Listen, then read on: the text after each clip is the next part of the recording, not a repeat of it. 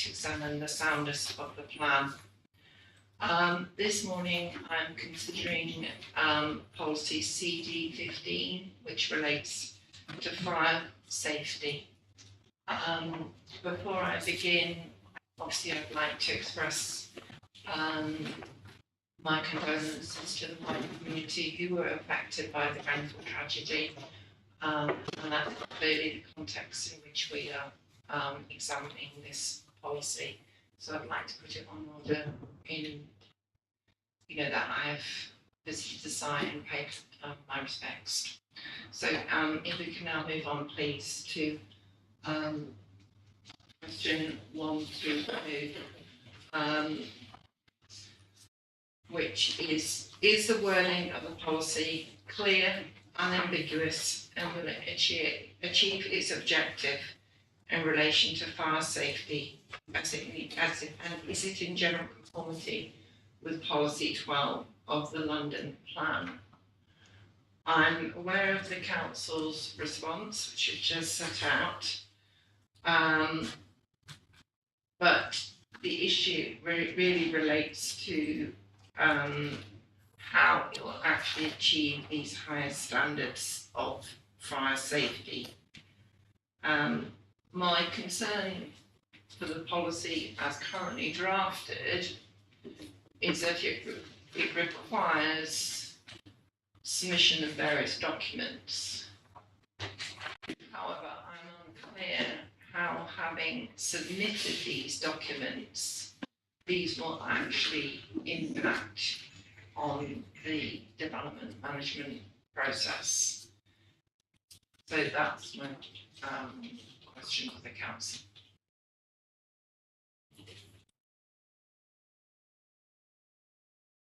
I think the thrust of the policy is about very early sight of what a developer is proposing. Clearly, in terms of planning, it would be incredibly useful, both for planning and building regulations, that documents are submitted as soon as possible in the development process, so that they can be examined and, if necessary, changes made to them.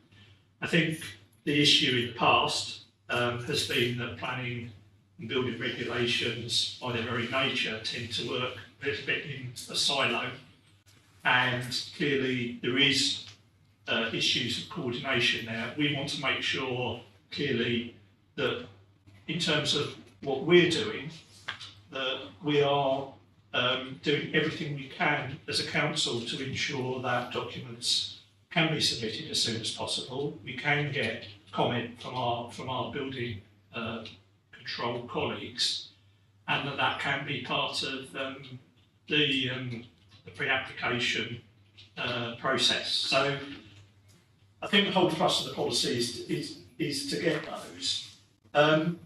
Clearly, it's not our job to actually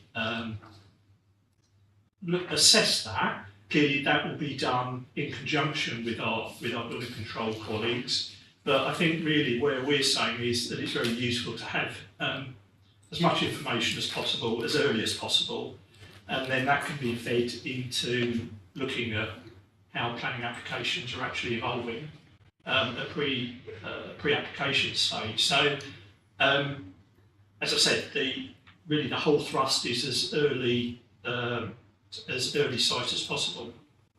You would introduce yourself, please. Yeah, I'll just introduce myself again. I'm Paul Hanson. I'm a fire engineer, work for building control, and I act in a consultancy capacity to building control to advise them on the suitability of fire safety arrangements under the building regs. What the planning department have done, having been given this policy of dealing with fire safety and early stage, they've taken the positive move of actually engaging the services of my fire team to have a look at fire statements at an early stage. So it is the point you made about submitting information. It's more than just submitting information. We will look at the information submitted, and from our experience in working in building control for a number of years, we identify issues in fire safety that can be put back to the applicant at an early stage. Having worked in building control a number of years, what I've found is that sometimes schemes develop to a point where it can be difficult to change them. So building control is quite a challenge. So I see this, the GLA, the London policy and what the council are doing here as a very positive move to make sure that when developments reach building control stage, we've ironed out the key issues. So we do a high level review, identify problems, and that's, I think that the policy will be there. Thank you. But it still hasn't actually answered my question, that you've got these documents that you're requiring to be put in, but the policy doesn't actually say how those documents will impact on how developments are progressed. You say you must have a panel report submitted with the application. Who knows what this panel report would say? I mean, there seems to be, there has to be a next step, surely, for it to be meaningful. I'll come, you can come. I have another question. Shall I? Yeah. The way the London plan is drafted, there are key elements and questions they ask about fire safety. So the fire statement process is the applicant addressing the key questions. So this is how we determine whether the development has met those standards, by the way they answer the questions. And also from our experience technically, we look for the key things that we, from our experience, find that developers do get not quite right over the years. So we're pulling out those points, putting them back to the applicant. But there are key questions the applicant needs to ask. I think that's your question, is that how is that information say that they've met the objectives of the London plan? If I could add to that, so the GLA consulted on a guidance, London planning guidance on fire safety in February 2022. So that guidance hasn't yet been adopted, but the purpose of that guidance was to clarify policy D12 and how that interacts with planning. And it has, this guidance, once it's adopted, it has a checklist of information that during the planning application process, officers or the case officer must look at when they're dealing with the planning application. And what that effectively does, that information, for example, the fire evacuation strategy that's submitted with the application that's required as part of these documents that we are asking for, that could inform the design of the development. And in fact, it really needs to be from the very outset at the pre-application stage. So if a development does need 2 cores, for example, that's considered right from the start, and that's built into the design. So that's where it interacts with planning, but then building regulations works alongside that. But in terms of, I think, exactly what happens, it's quite difficult to place in a policy, because, as I said, that there's quite a lot of detail that is going into the London planning guidance, which is yet to be adopted. But if forgive me if I've misunderstood the point of this policy, at this point, what the policy says, you must achieve highest standards of fire safety. All developments must achieve these high standards.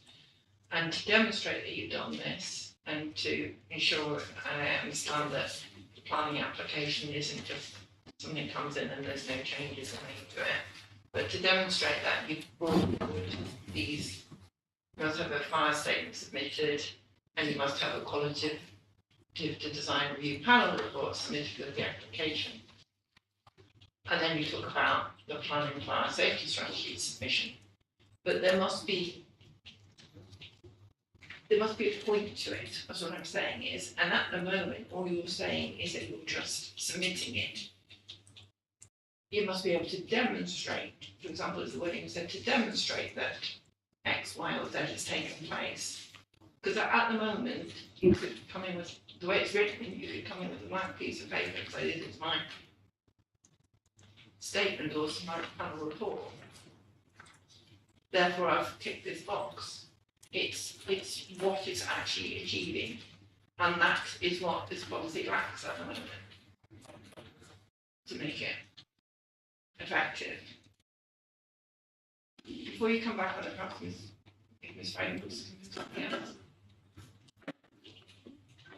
Excuse me, I couldn't agree with you more. I'm just saying that you have to achieve high standards isn't saying how you're going to achieve high standards. And the requirements of the submittal, you're right in that, okay, you can submit documents, but you're submitting documents actually at the planning stage. I mean, at the application stage. And often, and particularly we saw this in 100 West Cromwell Road, which actually working with the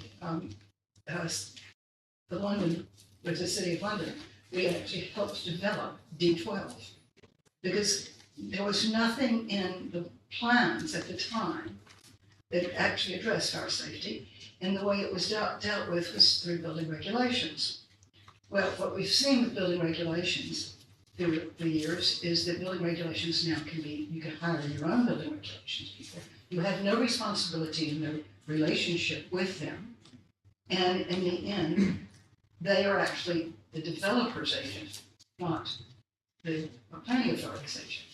And in terms of the ability to work with developing proper strategies, there is no way in which to do that. And submitting documents at the end that don't say what you require is meaningless. Gentleman from Kensington Chelsea Social Council, if you could introduce yourself. Thank you. My name is. So you turn it on. I'm sorry. Yes, I'm sorry. My name is Rich. Sure, you probably close. My name is Richard Lee, and I'm here in place of Joe Batty, representing the Social Council.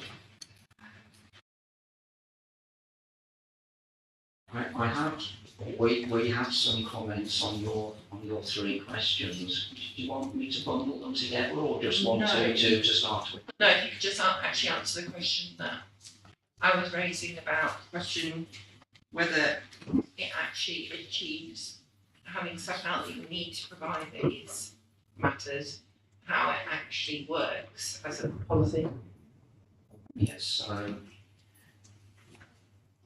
we would like to see more specifics and definition, following on from Article A of the policy as to what is meant by the higher standards of fire safety. We would like to see the recommendations from the Grenfell inquiry, phase 1, set out. It seems so important, given that this is the borough where the tragedy occurred, that we really show that we're fully on top of the recommendations. And I can be specific myself, and I'm not sure whether the phase 1 inquiry report is a document for the examination yet. Wasn't quite sure. But in terms of, I've got the recommendations in front of me. The recommendation 12 around evacuation procedures. Also recommendation 15 around internal signage. And recommendation 16 regarding fire doors. They all seem to go to the heart of the built environment, and would be very important and confidence building for the community to see these recommendations specifically referred to.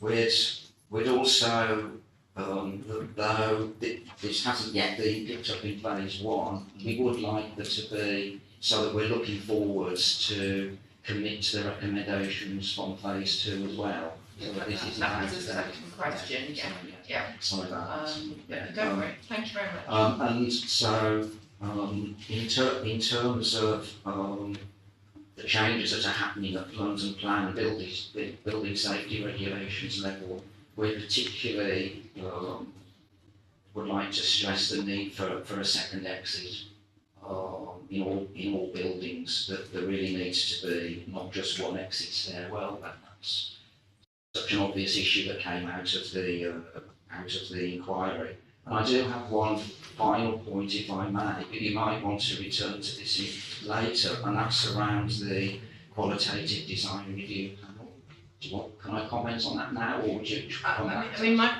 general principle at the moment that I'm exploring, good morning, Ms.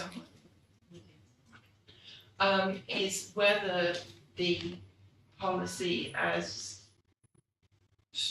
written at the moment should say what happened. You know, it's asking for these documents, but it doesn't seem to give any indication of what happens depending on the quality of the document or how it would influence the development management process.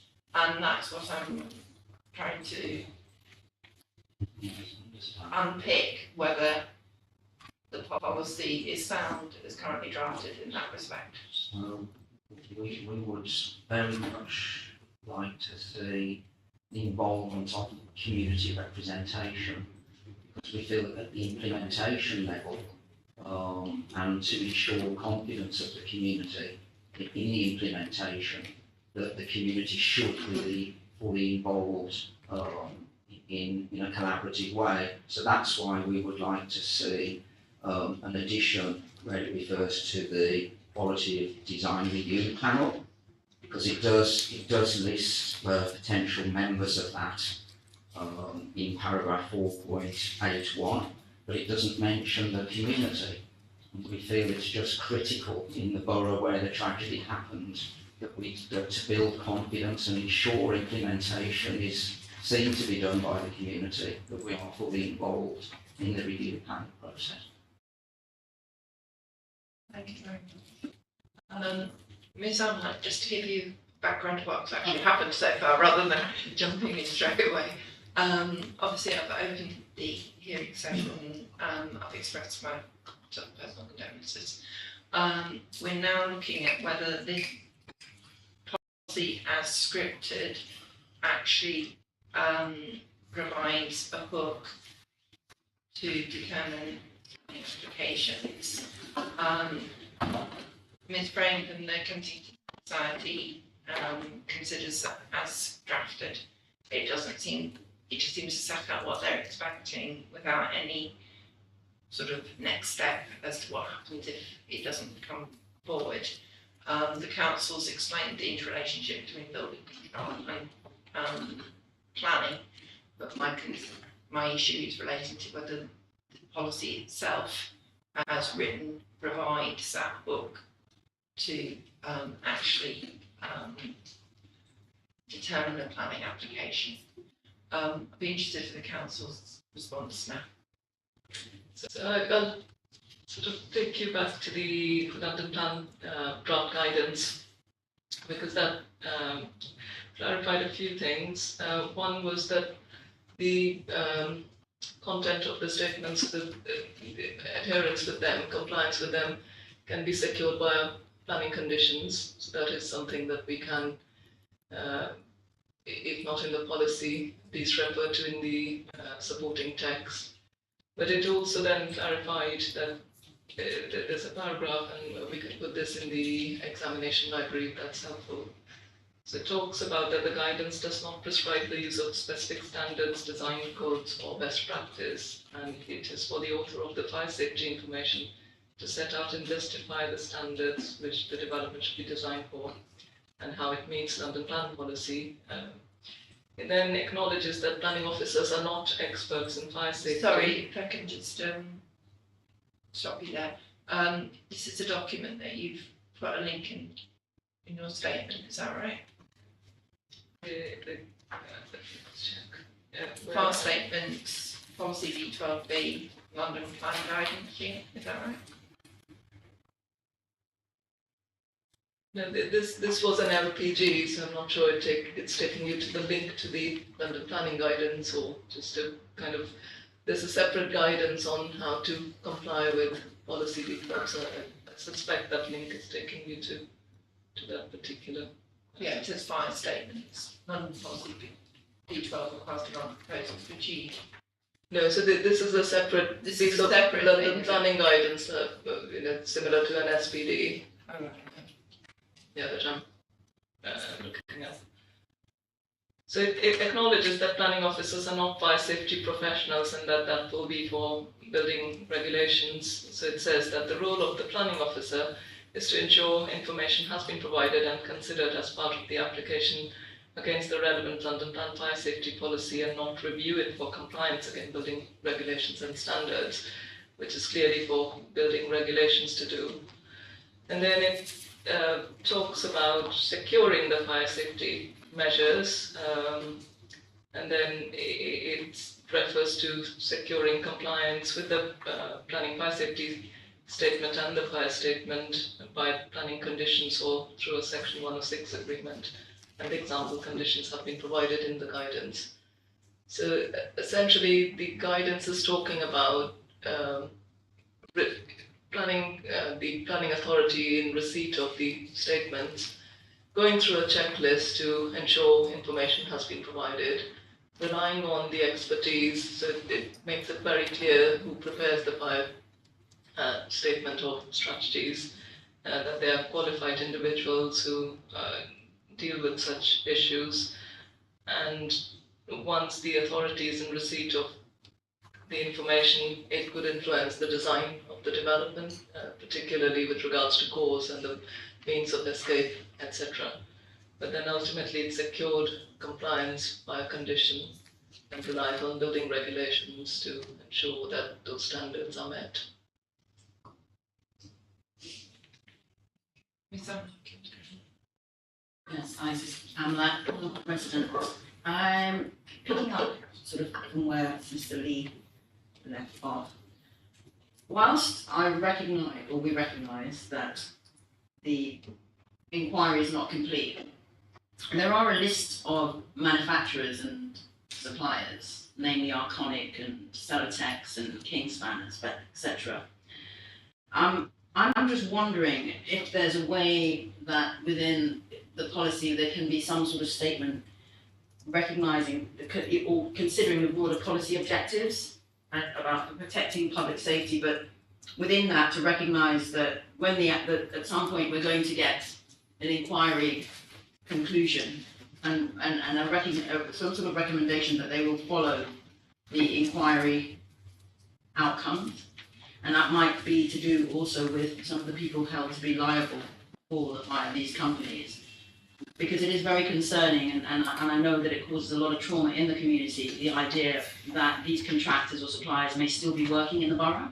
For example, there was an incident not long ago with a housing development where it was established that Kingspan had been brought in to put in cladding, or somewhat, maybe not cladding, some materials, I don't want to actually get it wrong, some materials, and that caused a lot of issue and it's had to be stopped. And that has to be taken out. So I'm just wondering, I don't know the scope because the inquiry is not complete, but how can we have some sort of protection for the community against, culpable suppliers? I mean, I think that's something that's sort of difficult to set out within the policy, and it probably would be contrary to, what the development plan's about. However, in terms of, we are moving on to the second question I was asking, but in terms of the supporting text, clearly the council is right, obviously, that the phase 2 of the inquiry report hasn't come through, and if there are any recommendations which come out from that, it's likely that these may result in changes to the policy. Now,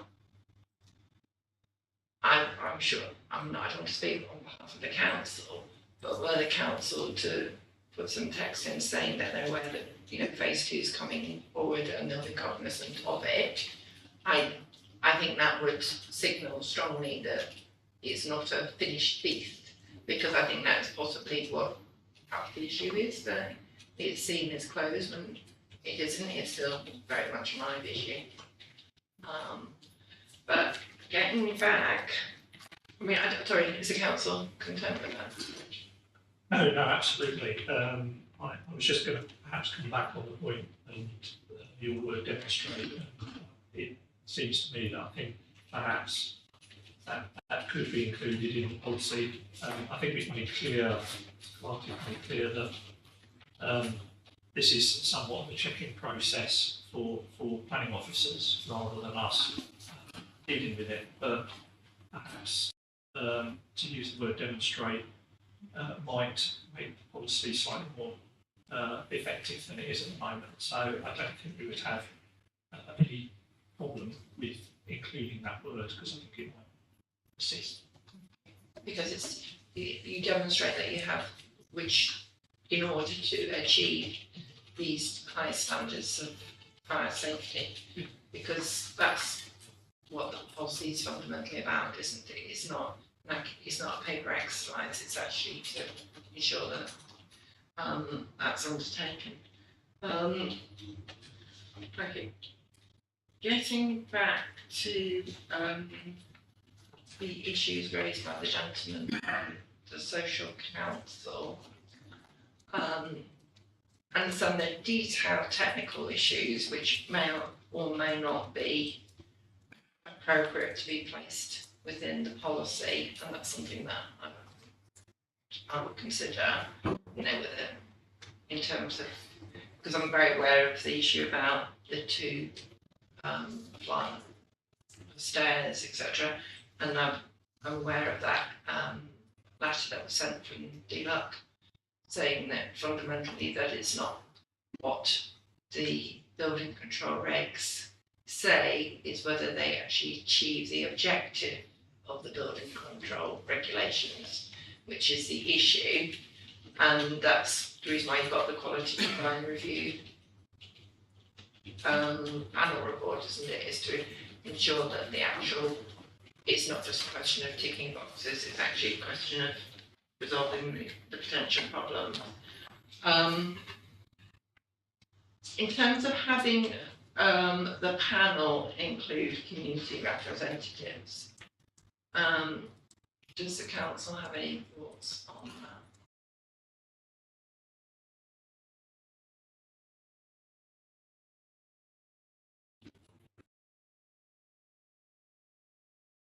I totally understand the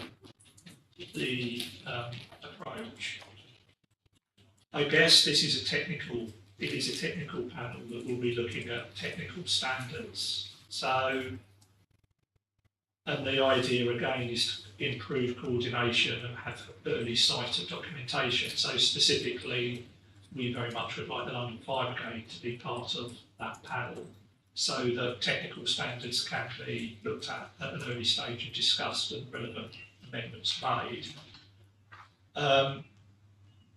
I guess my question would be, having residents on a technical panel, whether that would actually be the right panel for them to sit on. I totally understand the reasons why they would want to do that. I just question whether a technical panel that's looking at technical plans would be appropriate. So, yeah, that's my response. Sorry, Ms. Green? Yes, several points that kind of stepping back just a second is that it was mentioned that we could have a planning condition. Conditions can be removed. We would prefer it to be a Section 106 agreement, which is a legal agreement, which is binding. Links can get old, particularly. Sorry, I didn't catch that. Links can get old. Oh, absolutely, yes. And I do worry when a document has a link. The other aspect in this is the emphasis on tall buildings and setting the tall buildings at 50 meters, where actually the London plan says 60 meters, and the mayor has hinted that he may be going to 18 meters for the stairs.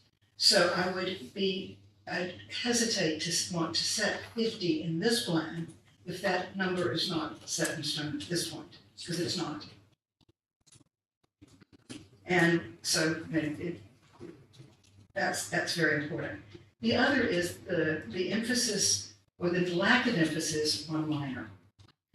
We're doing major in A, B, and C, or actually B and C. Minor when you're building a basement and you're having one exit and the distance is not correct, there is a fire issue. And so actually, saying you want a fire strategy doesn't tell you, okay, we have a fire strategy, we have fire doors. That's not a strategy. They're not saying what is required. And I feel, value your input in this, but what is actually required to be done and addressed in that strategy. Because you can just say, we have this fire strategy, and we have closures on the doors. That's not a strategy. We want more detail in that. Also, I've been asked by our former president, Nick Ross, who is not here today because he's in, I think Nottingham, at a fire safety conference, to stress the importance of automated fire suppression. Now, that's the word that's come out of the word sprinklers. Sprinklers have become, as often happens, somewhat surpassed by things like mist systems or fire suppression systems. But we would like to see at least, and preferably in all, but at least in social housing, that if there's a requirement for fire suppression. Interestingly, he points out that no one has ever died in a building that's sprinkled. And there seems to be a miss in here of paying attention to the stairs, but not paying attention to the fire. Thank you. Thank you much.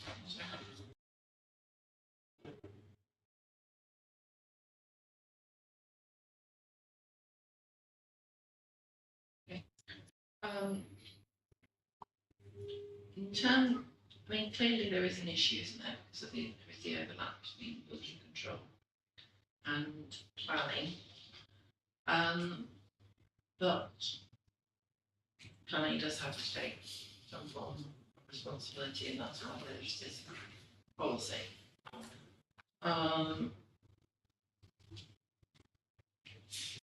Also, it's clear that fire safety may evolve in terms of different technologies. So it's finding the balance between being explicit that the highest standards have to be achieved and having a document which could actually go out of date very quickly. And I just wondered if the council could respond to that dilemma. I'll just give an overview, and I'm sure Mr. Hanson will come in for more detail. So I'm sure we're more than happy to include in supporting text and acknowledgement of forthcoming reviews and legislation, and a commitment that we will review those as soon as possible, and include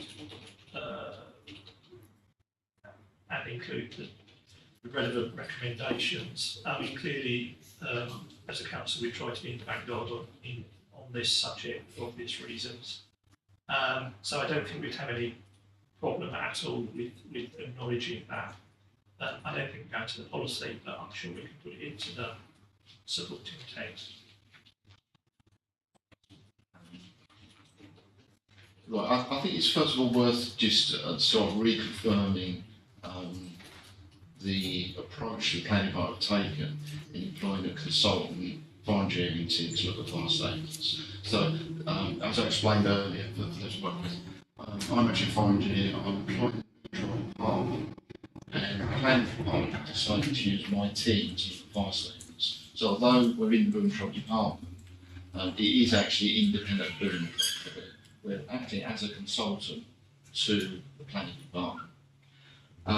In terms of answering the lady's questions here, which are very interesting questions and very good questions, when we look at a fire statement, so the reason we don't call it a fire strategy is because it's more of an overview, and the overview, we are still looking at very significant principles. So that the example you gave of the basement, we would certainly look at travel distances, adequacy of fire alarms, all that kind of thing. And we, from our experience, we know there are certain things that developers do make mistakes with. and we're looking out for those, and we call them up, and then our observations go back to the planning department, and then they're asked to change their fire statement in order to make sure it does say or show the right approach.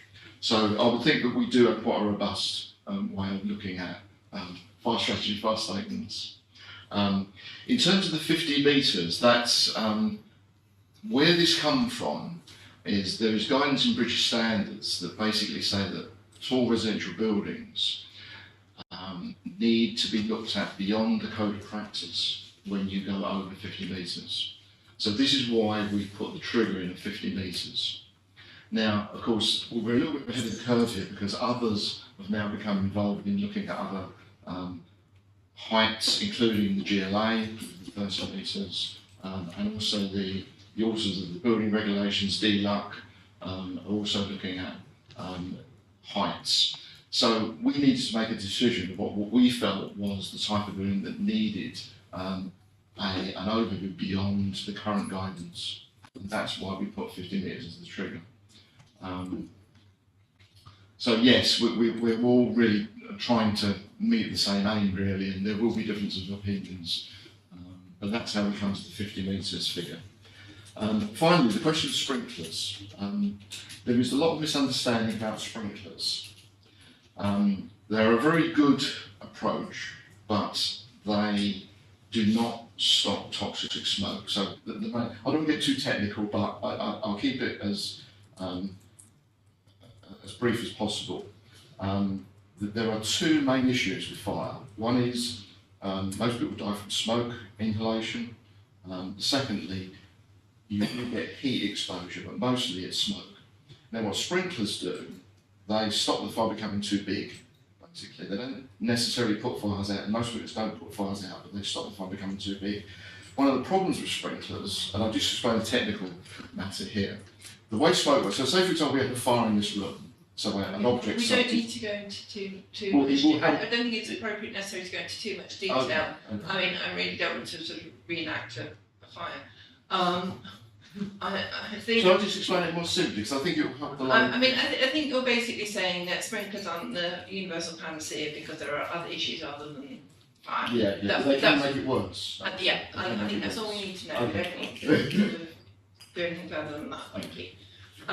Could Ms. Frame just, in terms of these mics, you're right, it has issues in terms of... I'm sorry.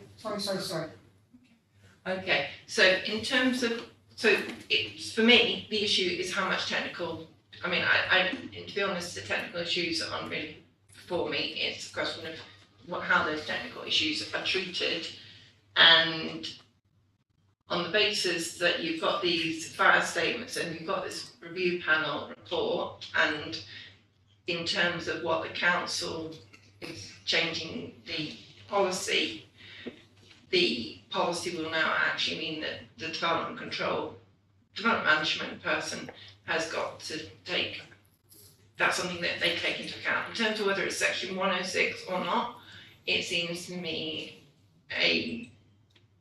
that's on a case by case basis, but I think it would be sensible in terms of the supporting text perhaps to set out that given the significance of the issue that 106, it's so fundamental, isn't it, that a 106 is the appropriate mechanism by which to ensure that the fire safety elements are undertaken. I mean, you can remove a section 106, but it's a bit more complex, isn't it? So that's where I would be on that respect, because I'm slightly concerned about going into too much detail, particularly in terms of the issue about the stairs and the doors, etc., because you end up then having a document which may not actually be fit for purpose 3 years down the line. And although one likes to think that these plans get reviewed every 5 years, which legally they're meant to be, whether they are, and you don't want people to be referring to documents which are out of date. In terms of links, I think it's fair enough to reference the national guidance but not use it as a link, but just say, and then reference as of whatever or further iterations in the in the supporting text. I've got a slight problem for myself because I normally do not like having guidance set out in a policy because that's normally not appropriate because you're developing so I don't know how that could be put into the supporting text, but in a way that is clear from the rephrase some of the wording to make it clear that it's a rigorous thing which is supported by the most up-to-date assessment. So thank you for that. Ms. Amlack, you want There's just a couple of things. Coming back to the staircase, I appreciate you don't want to go into details. However, my concern would be, again, based on the recent development of the Ballymore and chemical gas works, for example.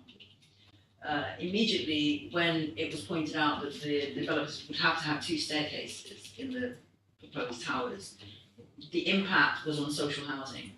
So they came back, their response is yes, 2 staircases, but we reduced the amount of social housing provided in the build.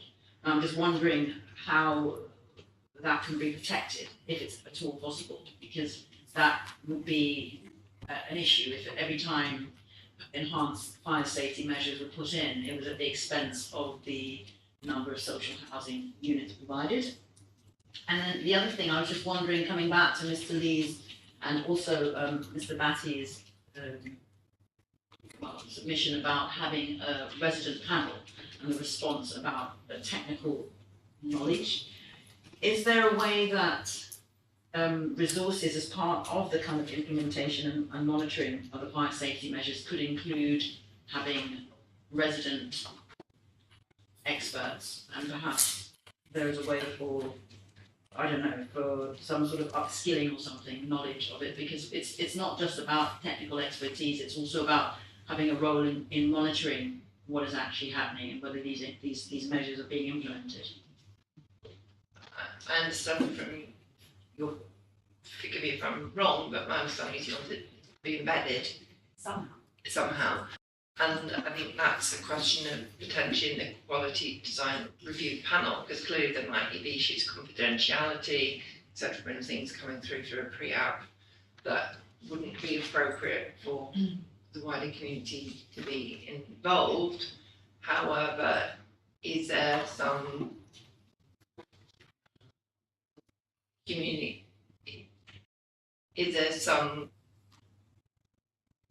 surely it can't be beyond the wit of man to find the means of including the community, albeit possibly not at the technical phase, but just as a sort of as a means of communicating potentially what's going on. I'm slightly making this up as I go on at this point, but I'm just trying to articulate my thoughts here.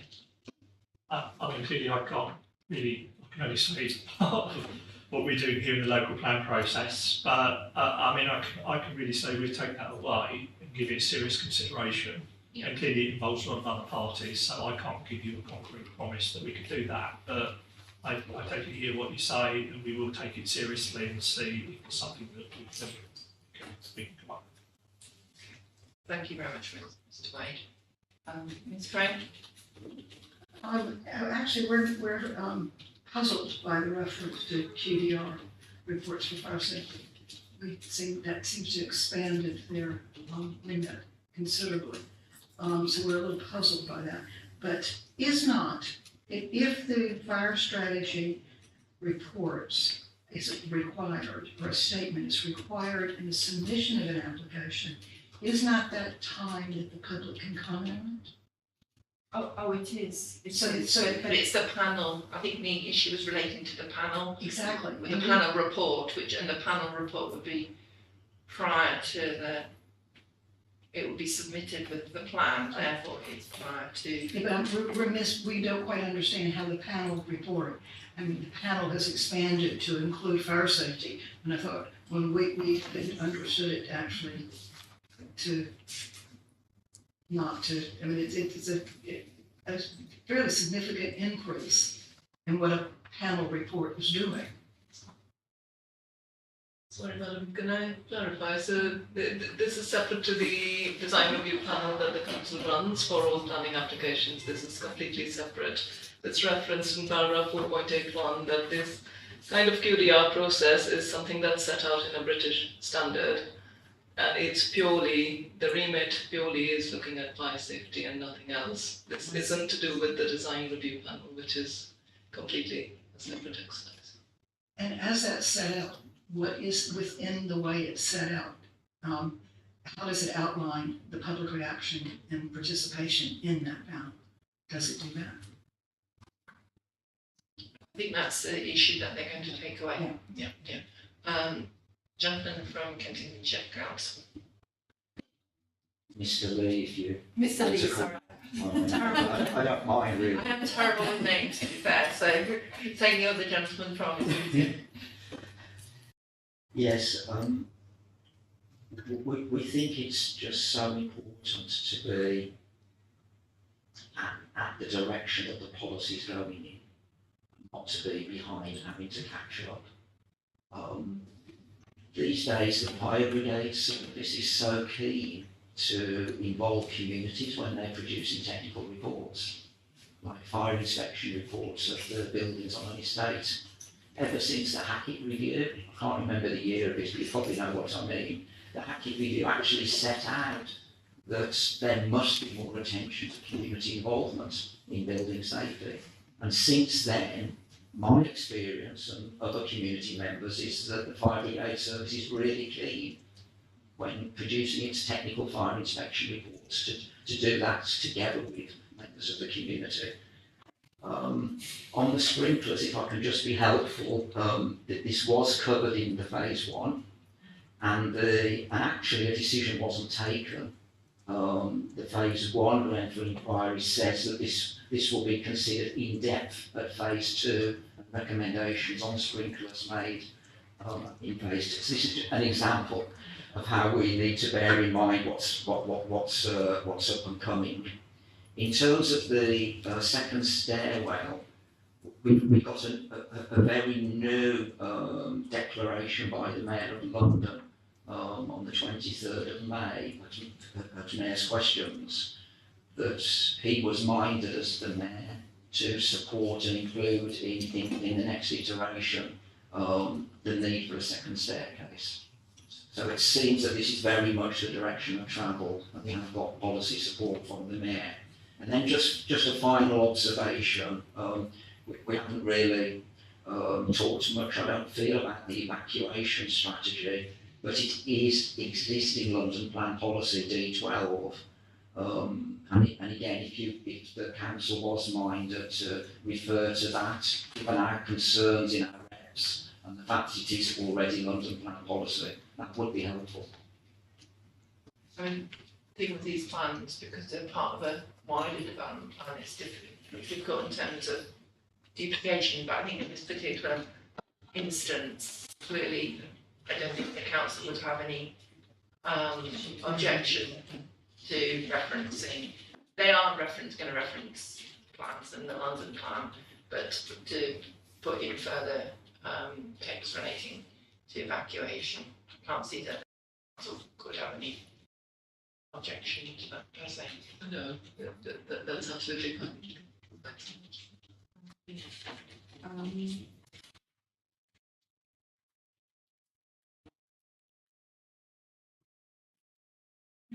One last thing that I'd like to raise, I see that you I'm to ask something else, but my last question relates to ensuring higher standards of fire safety are achieved over the lifetime of the development.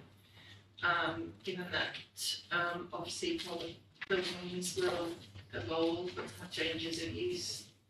I just wondered how the policy ensured that fire strategy, that the fire safety of the building is sort of there throughout its lifetime. So I think the guidance and the templates included in terms of the checklist includes a management plan as part of the strategy. I think that's how it will be secured. So if we will commit to securing compliance, or if not compliance, then the contents of the fire statement or the fire safety strategy are adhered to through a section 106. So that would include a management plan within that. I don't understand how a management plan would ensure that. It's surely I mean, forgive me if I've missed some detail somewhere, but in terms of if you have a change of use to a particular, if a building's use changes over its lifetime, clearly the fire risks may alter. And are buildings being asked to relate to the sort of worst fire risk situation and to be robust in that circumstance? That's what I'm asking. And if it says, if we include the word latest, so achieve the latest high standards of fire safety. You may have misunderstood what I was saying there, sorry. The latest standards of fire safety relates to a development, and a development can include the use, doesn't it, normally? What I'm talking about is whether when you design a building, issues where the stairs are, etc., are there for the life of that particular building, irrespective of what use it's being used for. Therefore, you may end up having a change of use, which will result in potentially higher fire risks on the basis of who is actually using that building. And I'm just wondering how this policy addresses that issue. It's somewhat difficult given the permitted development now in terms of many changes of use don't require planning permission, and simply we don't have the control to do that. So I suppose my question would be, is it appropriate, given the permitted development order, to include that in a policy where in many cases, in fact probably the majority of cases, we can't control it? I do understand that it's a very relevant issue. Maybe we could acknowledge it more, perhaps in some way within the supporting text, but I'm struggling with a bit if we put it into policy, simply to the fact that it wouldn't cover a lot of the scenarios that would occur with changes of use.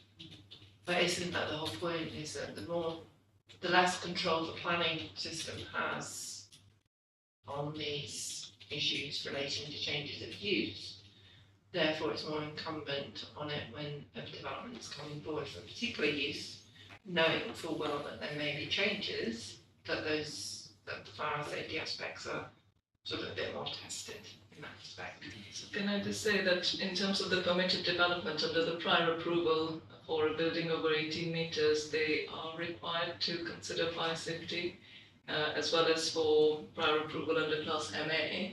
Again, there is a requirement to confirm that the development is acceptable in terms of fire risk, so that would come under the prior approval regime. So potentially, in terms of the high standards of fire safety, if you were to put for the lifetime of the development, that might actually provide a bit more of a longevity element to it, rather than just for this particular use. Now, I mean, I understand that the fire safety elements may be an issue that has to be considered, but obviously if a building's been designed for a particular use in mind, then it may sort of have issues that are embedded in its design which could cause problems, which may actually be technically acceptable, but remembering what we said about the whole function of the building control elements, is to achieve these objectives, and therefore it's important that that be undertaken. Thank you. Sorry. Totally agree with your position in terms of the change of use, and also Mr. Wade's position. We've seen offices change to houses with no revision at all to the fire safety. And because it's permitted development, it's been allowed. So it is very much of an issue, and I would question exactly how we can assure that some of the changes of use that we are seeing have some type of protection. Well, clearly, in the obvious way, it's to say including changes of use, but but then if it's PD, it's not actually changing use potentially, if it's all within the same order. So it's perhaps something to be put in the supporting text, but also in terms of the life of the development. And make clear in the supporting text that there are likely to be various changes of use to the building over its lifetime, and therefore it's future-proofing it really, isn't it? I would suggest. And that actually brings in more physical interventions rather than just relying on technology. Perhaps the gentleman from the fire service might be able to come into this one.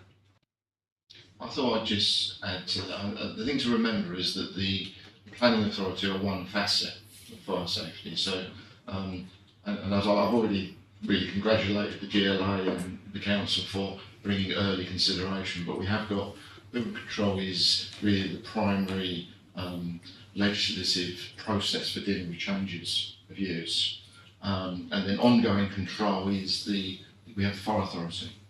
So there's sort of a three-stage process really. Planning and really picking up design issues on the onset that don't affect building controls, dealing with the job efficiently.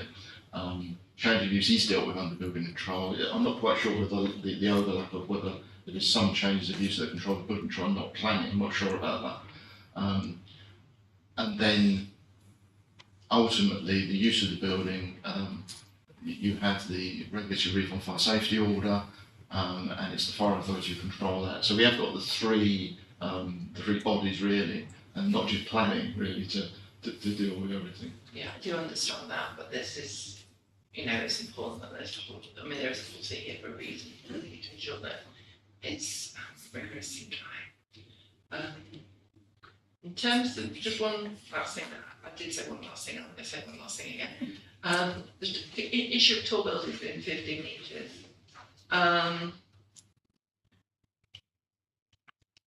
My understanding is that definition of tall buildings may be altering in terms of is it appropriate to just encourage tall buildings of 50 or more, and others are encouraged to have a qualitative design review panel report?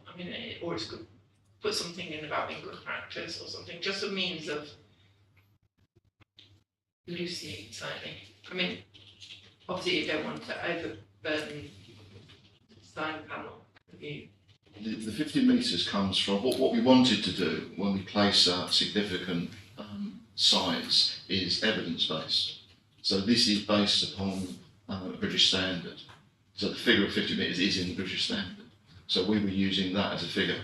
The other figures that are being considered at the moment are really exploratory by various bodies decide, and they really need to decide. So it's difficult to, it may well be that we end up having 30 metres or even 18 as a distance, as a height. So it's really questionable how we deal with it. This is what we put forward. This was actually before the other bodies had looked at this. So we just looked at evidence-based, and we totally agree with the 15 metres is a trigger, without doubt. But whether we should future-proof it is an interesting thought, I think, and how we do that. Because the problem really is predicting, if the authors of the building regulations are considering it at the moment, and based on their review, say they think of 30 metres and the review ends up not being 30 metres. It's all these matters need to be explored in depth really before significant distance, and then to get repeat. That's why we went for an evidence-based height, 50 metres. But first question is, what harm would result from saying 30 metres? Would there be any harm? other than obviously increased work? Yeah, the trigger is really about using existing guidance. So what we're saying is that when you use existing guidance, it gives you good guidance for buildings up to 50, but once you start going beyond 50, then you need to look for a further review and consider all possibilities that may happen. It's going outside of existing guidance, really. Yeah, but my understanding was that we were trying to move away from using existing guidance as being sort of the lodestone, and that we were to take a functional approach to it. So if 30 metres or more would result in safer buildings, for example, why would you not do that? I understand that you're saying that up to under 50 metres you're quite confident that the guidance gives enough, but clearly there must be a pull towards lower figures on the basis that people would be thinking about 30. And if that's the case, why not just set it at 30 and then it needs to be, I mean, and if people come in with stuff which is 30 and it fits in with the guidance and it functionally seems to actually achieve what it's meant to be doing, then that's good and simple. It makes it an easy job. Lady from Ms. Frank. Well, I have a question, is there's this reliance on building standards. When was their evidence done? How old is it? We have a current situation, actually, so it had 5 years ago, we had 6 years ago, we have a current situation that actually did not address this. And we should be addressing it now. So when was that building standard evidence produced? What time? I mean, Ms. Frank. Yeah, I'm sorry, I'm not supposed to ask you that. No, I think you can put your microphone off, yeah. I understand where you're coming from, but this is sort of veering into territory that I really have no locus over whatsoever. So I consider that I would probably put to the council the approach of amending it to 30 metres on the basis that it does need to be the direction of travel. And I'd be interested in the council's response to that if it was put forward. I think we would take direction from you and I think about it. I think that's probably taken into consideration. Well, it's not really a question of you taking into think about it. It's whether yeah, give us some changes to first. No, I'm asking you. We will do it. I mean, clearly, if it appears that there's more implications in changing this, obviously we would convey that to you. But at this stage, I think we're saying we've no principal objection to doing that, subject to obviously any further technical things that come forward where we have to take those up to you. Okay, I think to be fair to the council, I'd ask them to do a short note on it, on the implications of 30 metres, and then at least that gives you the opportunity to liaise and see if there are any unintended consequences. But if the direction of travel is towards a lower height, and the assumption is that between 30 and 50 metres, that is very straightforward, that it doesn't seem to me as if it would actually impact, it wouldn't result in an unnecessary burden, which would be inappropriate, but it may actually catch some things which would otherwise not be caught. And I think that's what this QDR thing is all about, is it not? It's catching things that would otherwise be lost. Does anybody wish to raise anything else prior to closing this session? Just very quickly, and I can't find the place in the document because I don't have a paper copy and I have problems sometimes with finding it online. But in regards to the fire safety plans, there was mention of obviously a lot of talk of sprinklers and evacuation plans. Has there been any talk of actually having fire drills and emergency response training programs for the residents and staff? I can't, when I looked at it, I didn't see anything, but I could be wrong because like I don't have a paper document.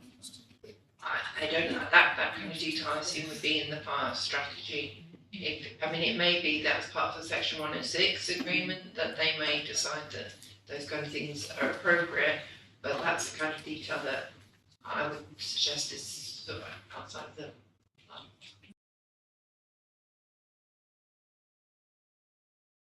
Well, as I say, thank you very much for everyone's contribution towards this difficult session. I will close now and we will resume at 20 past 11.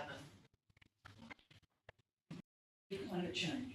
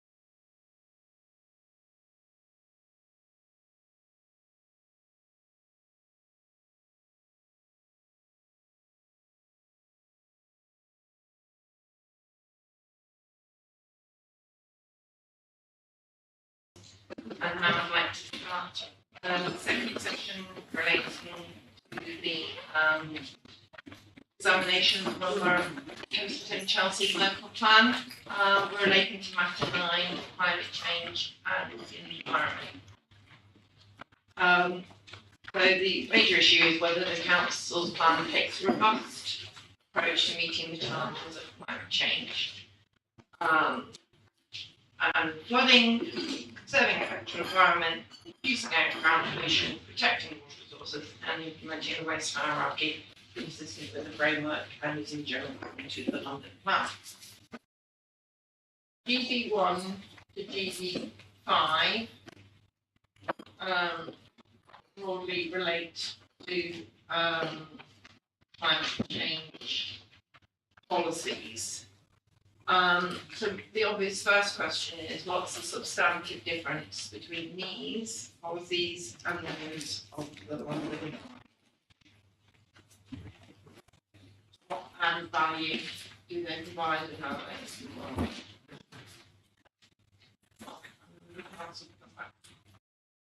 So, as set out in our hearing statement, so in some instances, the key difference is that the London plan policies very clearly specify, for example, policy SI17, which talks about circular economy.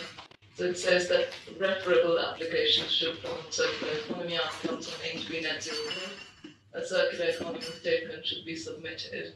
So that's only for schemes that are referred to them, which are really quite large scale.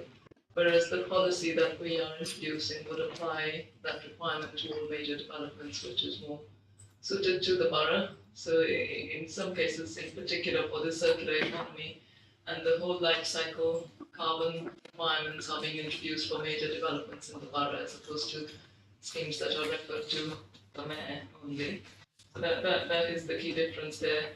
With regards to the energy policy, which is policy GB4, that policy, as with the proposed modifications that were submitted along with our hearing statement, is substantially different from the London plan policy, in the sense that the London plan policy requires percentage improvements over Part L of building regulations, whereas what we have proposed now is looking at setting space heating demand standards, as well as the energy use intensity requirements, and taking an approach to provide renewable energy on site, and then taking the difference and energy balance of what's provided on site through renewables and what the actual energy demand of that building is as offset payment.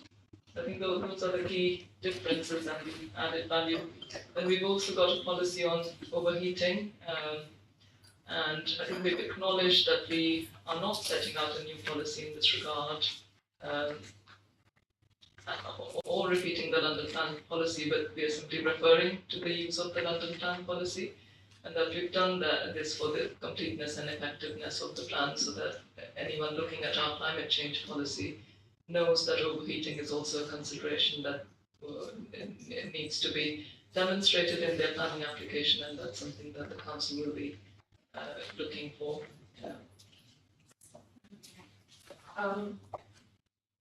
The issues relating to circular economy and whole life cycle carbon are relatively content that the council has just taken the approach to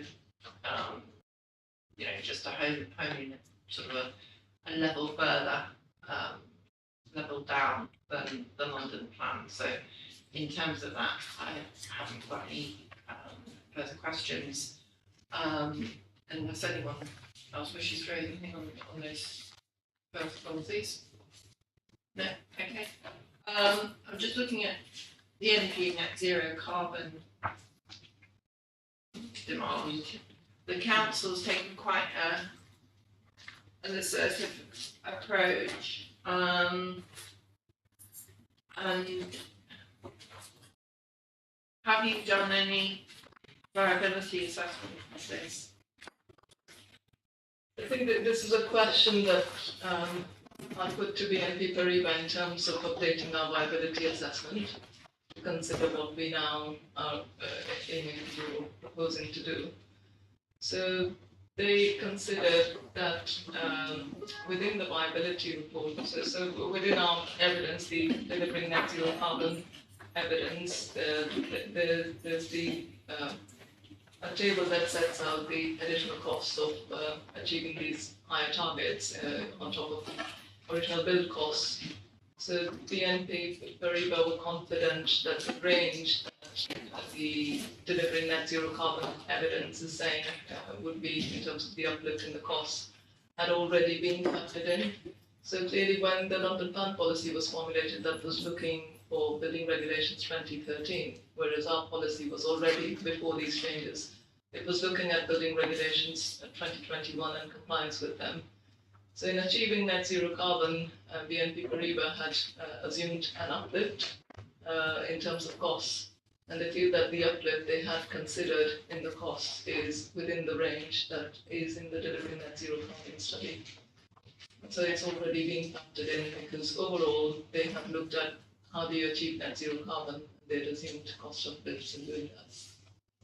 So in terms of the London Plan is unusual in that it allows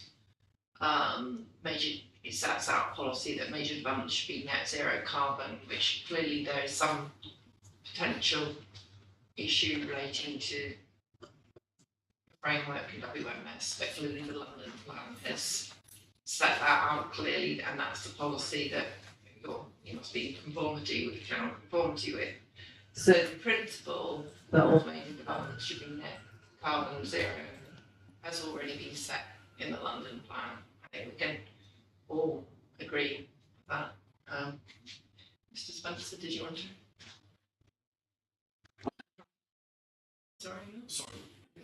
James Stevens. Stephen, sorry, I do apologise. I told you I'm terrible with names. Mr. Stevens, yeah. In terms of the, I just wanted to clarify and have it generally agreed that the London Plan does say all major developments should be net zero carbon. Sorry, Ms. Lambert, I know you. I do find it's quite disruptive. Thank you. I confess I've always struggled to understand the London Plan target, and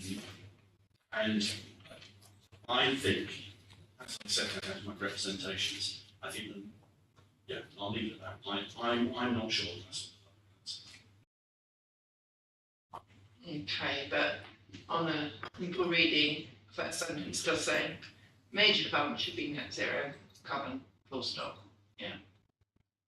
And you've got a glossary which defines it in the London Plan. Okay. So, GB4,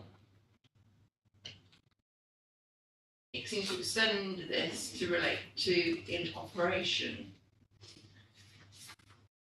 which is, does the London Plan reference the operation of a development rather than just whether it's net zero?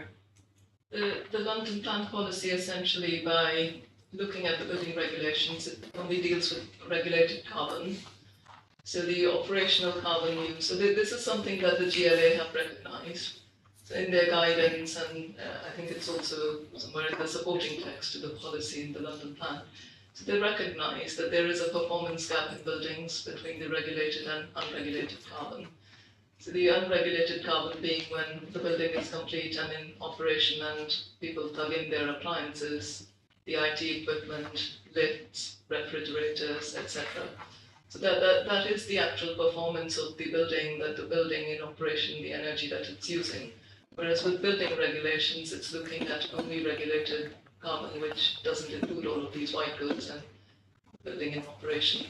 In the industry, there has been quite a lot of talk about plugging that gap in the performance. So when one is actually looking at a net zero carbon building, you really need to consider how that building will perform when it's completely built, occupied, and in operation. So that's the gap that the policy is trying to plug now. by setting out what the building performance will be when it's in operation as opposed to just linking it to building regulations. Okay, I'm just going to double check the glossary.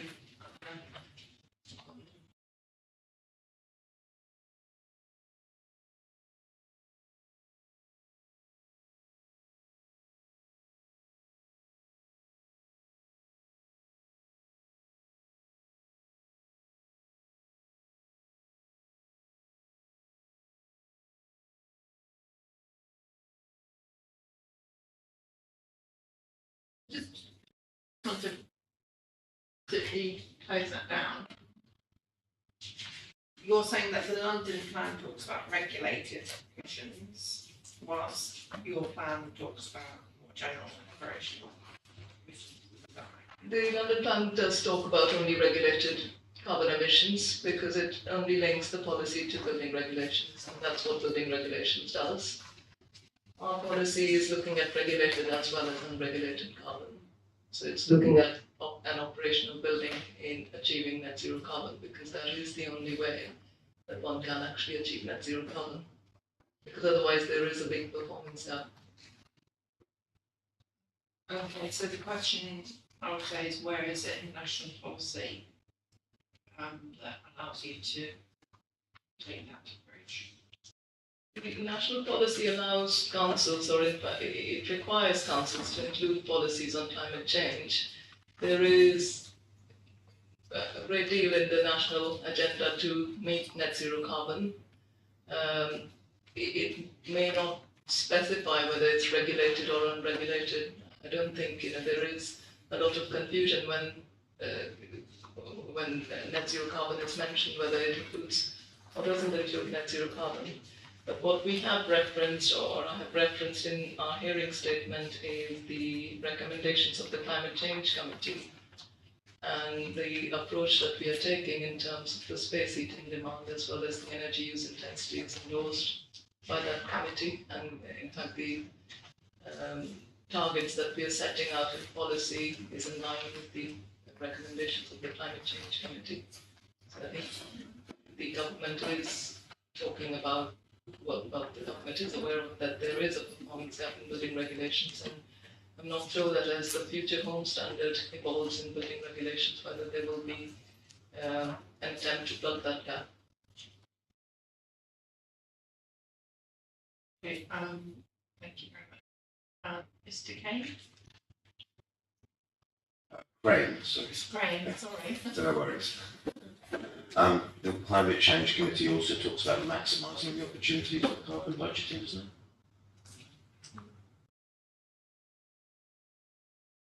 Should that be in the wording? Well, I'm still struggling with the concept of net zero carbon, right, in terms of from a planning point of view. So if you just bear with me, we'll go through this. I just wanted to raise that. Okay. Thank you. Ms. Ryan? I just wanted to point out that in relationship to question 130, how has the requirement of energy infrastructure within the development plan set out in SI3? There is no reference to the energy infrastructure in this plan.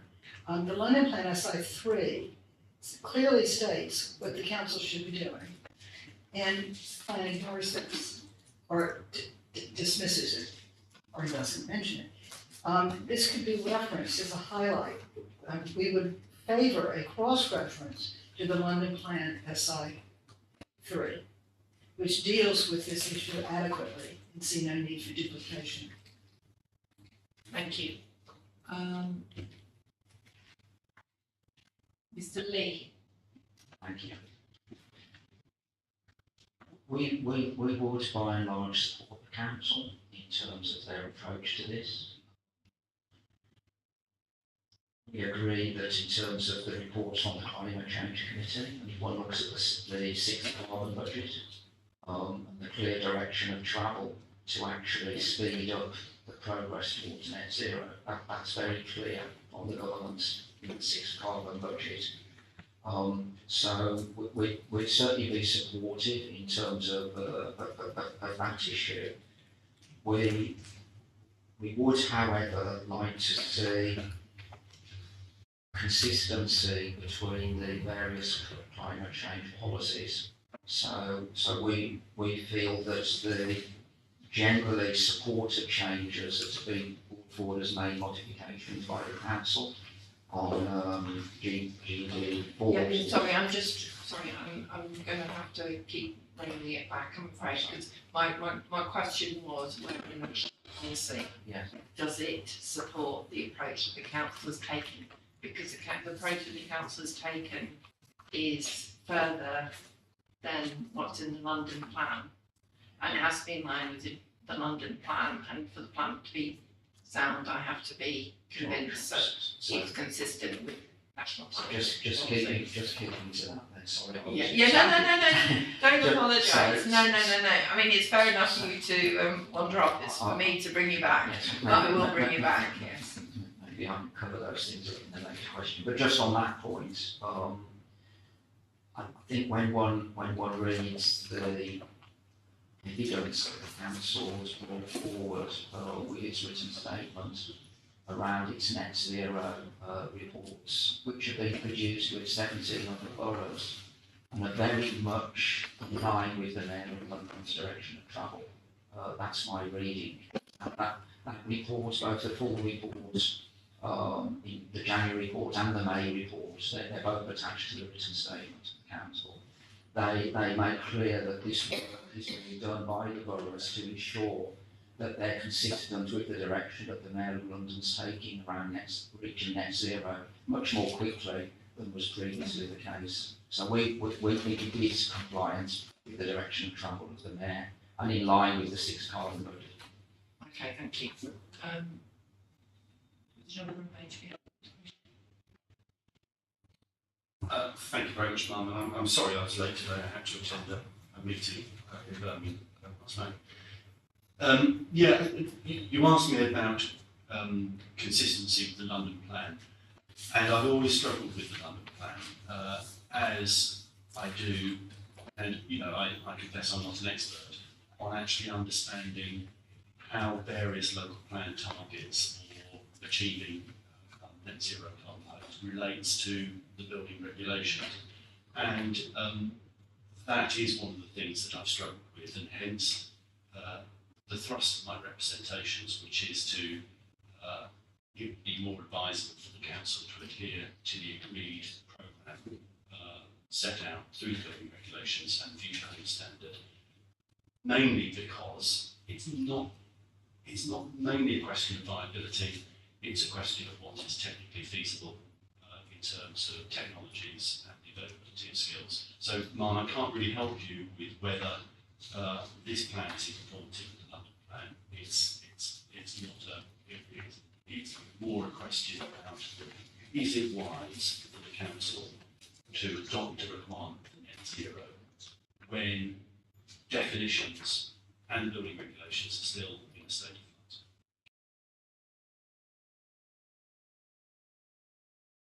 Okay.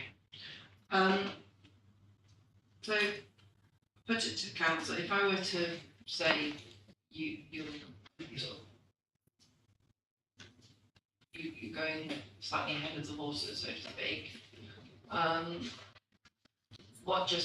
is the justification that you're about the climate change committee and the direction of travel, but you don't have anything in the framework, or is there anything else that you could point me to? I would draw comfort from.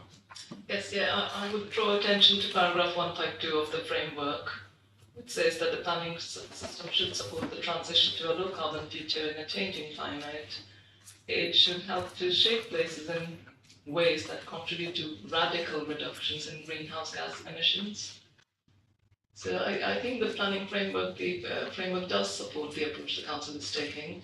The London plan policy has now been superseded with new building regulations coming in last year, because it still refers to improvements over 2013 building regulations, and the GLA tried to plug that gap by issuing informal evidence and asking applicants to adhere to 2021 building regs, showing improvements over 2021 Part L regulations of 50% for residential. the GLA would seek to tighten their policy, but they are not at a stage where they are reviewing the London plan. And as set out in our evidence, this is an evidence base which 19 London boroughs have commissioned. So all of those London boroughs will be looking at setting more stringent targets in their plans. And in fact, I'm aware that Newham are already proposing a policy very similar to what we are suggesting. And Merton, they were quite late, they're quite advanced in terms of the examination into their plan, and through modifications they have now adopted, or not adopted, but proposed a hybrid approach, because I think where they were with their examination, it was too late to completely move away from the building regulations requirements. But they have plugged in the targets that are set out for space heating demand and the energy use intensity on top of trim improvements over Part L building regulations. Before Ms. Amlak comes in and Mr. Craig comes in, in terms of the London plan, it still refers to net zero carbon, doesn't it? It does, yes. Yeah, and the fact that the building regs have changed, in terms of what's the actual practical implication of that? Because surely if the building regs have changed, you need to, it'll obviously reduce the amount of carbon that's being produced. You've got a hierarchy of how you deal with it, don't you? So you've got a minimum on-site reduction. You've got your building regs, it's building regs plus, and then it's you do cascading or off-site provision. If the London plans, where it's clearly demonstrated the zero carbon target cannot be fully achieved on site, any shortfall should be provided in agreement with the borough either through these issues. So there seems to be a sort of a clear strategy for undertaking that. And in terms of whether it's the old Part L or the new Part L, it's still the same process, isn't it? Try and do as much on site as possible, if not off-site. So I'm just querying why the changes in regs necessarily require you to have a completely new policy. So I think the changes in regs don't require new policy, but what the GLA are asking for are percentage improvements, which is something that's set out in policy, because it's asking developments to go beyond building regulations in achieving that net zero carbon requirements. So in this policy, SI2, they say 35% improvements over Part L, and then 10% in terms of the in terms of the on-site, in terms of the energy efficiency measures, 10 and 15% for residential and commercial. But in their guidance, they are now saying that it should be 50% improvements over building regulations 2021. So that's only in the guidance, it's not set out anywhere in a policy. So that's the point I was making, that the GLA would look to amend the policy because it's now easier to achieve 50% reductions over Part L 2021 as opposed to building regulations 2013 because of a change in how calculations are done, which again form part of the 2021 updates. Is it not a sort of statutory provision rather than just a material policy to with Part L to move towards so I was sort of underlying what you were saying there a little bit earlier on, that it's not material policy, it's actually a commitment. It demonstrates the council's commitment to a net zero policy. Sorry, I'm struggling to follow. Sorry. The council's commitment to a net zero policy is a statutory provision rather than just material policy. It's a development plan policy, yeah. Yeah. Yeah. So does that not, we support the council's commitment to go over and above the London plan? The council, are you saying the council The council's going over rather and above the London plan yeah. because it's It's not a material policy, it's a statutory provision. The London plan says they've got a particular policy. But the about Climate it. Change Committee, Yeah, but the Climate Change Committee is not, it's not a it statute. shows, as Richard says, the direction of travel, right? It may, but my question is very sort of technical, but it relates to actually the planning, because it's got to be consistent with the framework and planning. And to my concern is if it's going above what the London plan is saying, yeah. is that consistent in planning terms? Is it sound? Well, I'd say yes. Well, yeah, I understand you say yes, but where is the evidence that it's yes? And that's what I'm trying to dig down, is where the actual evidence is. Can I also add that part E of policy SI2 actually does refer to unregulated emissions, and that major developments should calculate and minimize carbon emissions from any other part of the development, including part of plant or equipment, block building regulations. I think I also referred to in my hearing statement that as part of the monitoring that the GLA required, they already asked for the actual performance of buildings because they want to monitor that performance gap.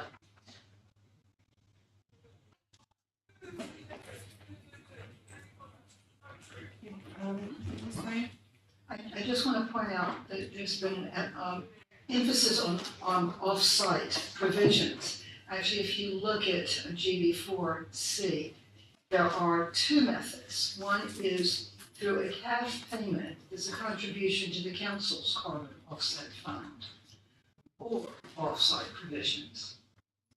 And one of the problems we have actually is that therefore the council has announced it's going to go zero carbon, but they're actually accepting from development, we have examples, funds to help them fund their offset without requiring those developments to be carbon neutral.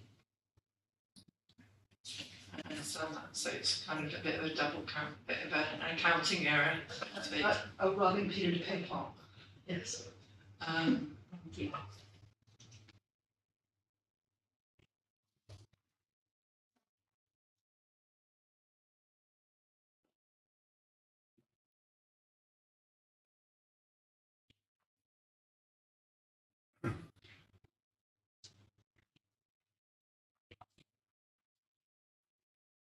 Council has tabled the main application, Clinic 1.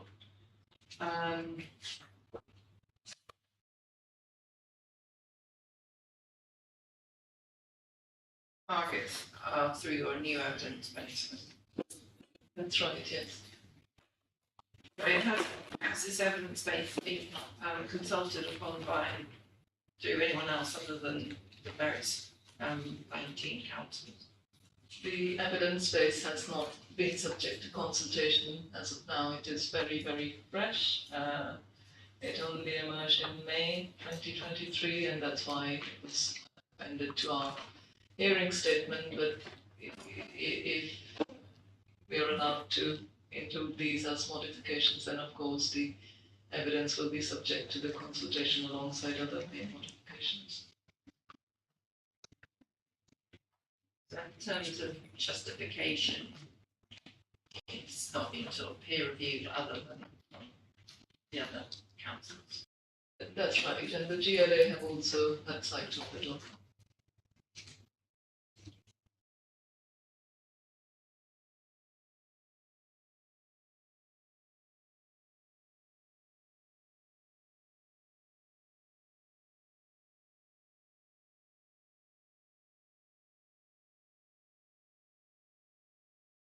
I did ask as a subset of 126 how the policies of the plan location is specific to the borough. Is there any way that they would be? You know, is it particularly sort of, you consider that there's some spatial issue relating to Kensington and Chelsea that would make these policies peculiar to Kensington and Chelsea? Because clearly in the framework it does reference whether you've got a location. I think certainly the circular economy policy is quite, well, it's very relevant to Kensington and Chelsea, but of course, I think, every authority could adopt a policy on circular economy. I think it's particularly relevant here because of the extremely high number of historic buildings in the borough where that approach of conserving, reusing buildings is one that has been in place even without that policy for a number of years. But I think with the council also declaring a climate change emergency and setting onerous targets for itself to be net zero. So I think all of these policies help the council achieve that ambition, that commitment to be net zero, both as a council as well as a borough. I think they're separate to planning. Another report was commissioned by colleagues in the climate change team, and their report shows that 80% of the emissions in the borough actually come from buildings. We've got very historic buildings, so alongside circular economy, I think it's also important that the historic building stock and the heat loss that can occur in such a stock of buildings is also covered in planning policy in terms of bridging that gap and reducing carbon emissions from those buildings. Okay. I mean, I haven't really gone that much into GB one because obviously we did discuss it quite intensely. So, and you were going to bring forward some policy responses to that. Getting to the specifics of policies, you talk about third-party voluntary standards such as NFIT and the AECP standard and Energy Strong. You say such as. Do you remember we had a discussion about whether it's appropriate to use such as in policy text? How the council consider it should overcome that issue? I think because the list wasn't exhaustive, I think we've given examples, but at the same time we felt that just putting them into the supporting text may give them slightly less weight. So I think these standards are actually really useful in retrofitting buildings, and they can be used as passive house but for retrofit projects. So I think we could put them into the supporting text if that's helpful, because I think it will be difficult to have a fully exhaustive list within the policy. So the other alternative would be to put them in the supporting text. I mean, it's what the objective of using those externally. So it's externally verified. That's right, yeah. Yeah, So we have that external verification and there's that its standard is achieved in practice. Thank you. The gentleman from Kensington and Chelsea Social Council. I'd like to support the reference to passive house. Suggest that we just delete the such as. And I think there is evidence to support this in the council's joint consultants report that it's done with the other boroughs, where the report refers to exemplary energy efficiency solutions that include passive house, and how 2 other boroughs have made a commitment in their policies to passive house standards as the exemplar. So I'd be quite proud of a borough here that was saying, well, there are just a few boroughs at the moment that are really going for that exemplary standard, and we'd like to join them. So I'd support passive house being mentioned, but not as a such as. I agree with you, Inspector, that such as is a little vague, but I think passive house is really good. I think it's unlikely, to be fair, that I'd put that in because you can't really use an external issue, and also passive house actually may have some issues relating to existing stock. So I think we've got to be very careful. We've obviously had the issues relating to the home installation issues in the past. That we want to make sure that things are undertaken properly. Yeah, I would just clarify that it's NFIT, which is the equivalent of passive house for retrofit projects. That's referenced in paragraph 2.5. Yeah. As I said, I didn't really want to go too much on about GB1 because we had a long discussion relating to that.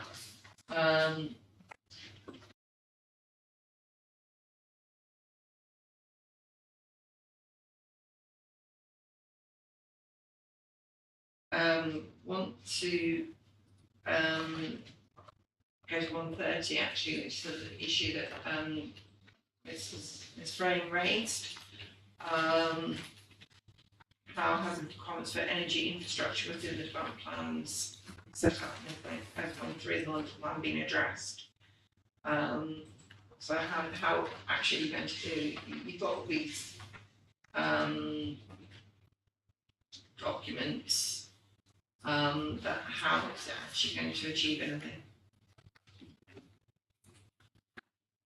I think in terms of energy infrastructure, we have included the district heating network, with not within this chapter, not within our Green Loop chapter, but in terms of the Lancaster West vision. So that is a key bit of energy infrastructure that the council itself is developing.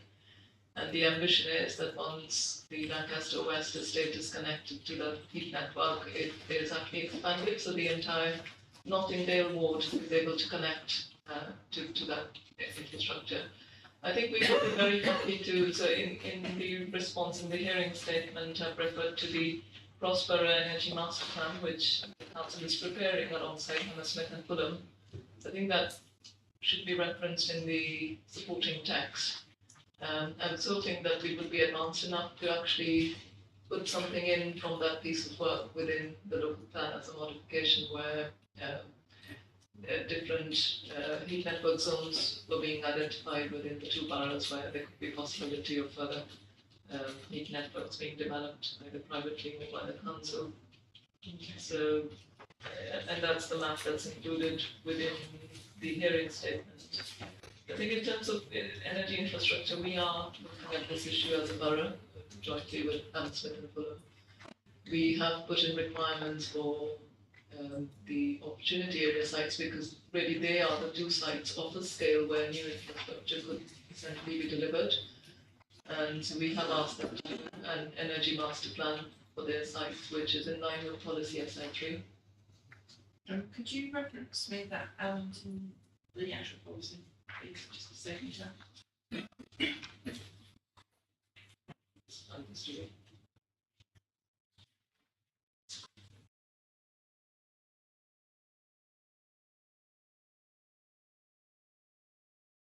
That is GB4F. So it talks about large-scale development schemes such as those in opportunity areas must explore opportunities to deliver heat networks. No, sorry, I meant in the actual site allocation policy. So it may not be in the site allocation, but it's in here that they should develop energy master plans in accordance with the London plan. So it's not in the site allocation policy? It's not in the site allocation policy, I don't think, but it's in policy GB4F. Mr. Wade. Well, I need to say that it does say for Kingsall, or a couple of schools, why on-site renewable energy sources is certain new development and form part of a wider development in our future. Sorry, we're looking, what we're looking at, just... Site allocation. Yeah, what page? Sorry, I noticed we did different. I've got it as page 233. 233. Okay, so that's for Kensal Canal site opportunity area. I'm just going to look up that was called.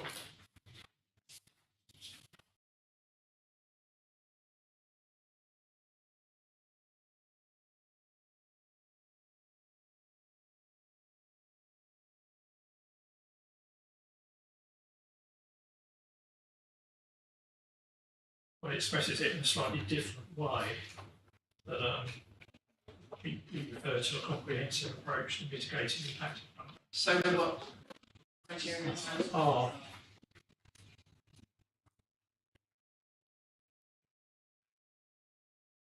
Not very clear, is it, no. in terms of how criterion F in GB4 is translated into it.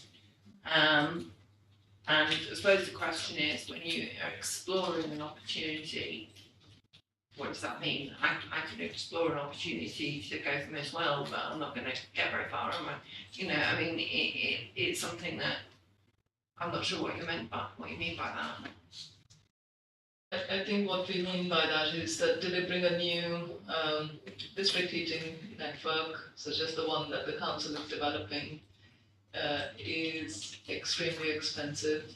And so I think we're open to different technologies and what may be achievable in terms of having our net zero carbon ambitions being met on site, particularly for those large scale developments.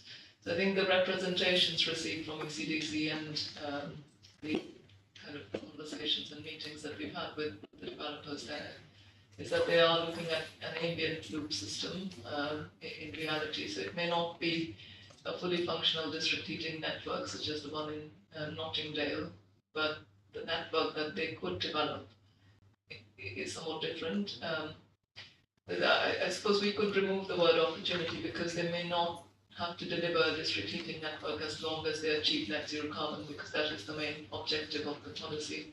So we could tighten the wording there. And essentially what we are asking them to do is to produce an energy master plan that demonstrates how best the net zero carbon could be achieved on site, whether that's through a district heating network or through other mechanisms, or if there's new technology that emerges in time. So we could tighten the wording there and reflect it in the site allocation as well.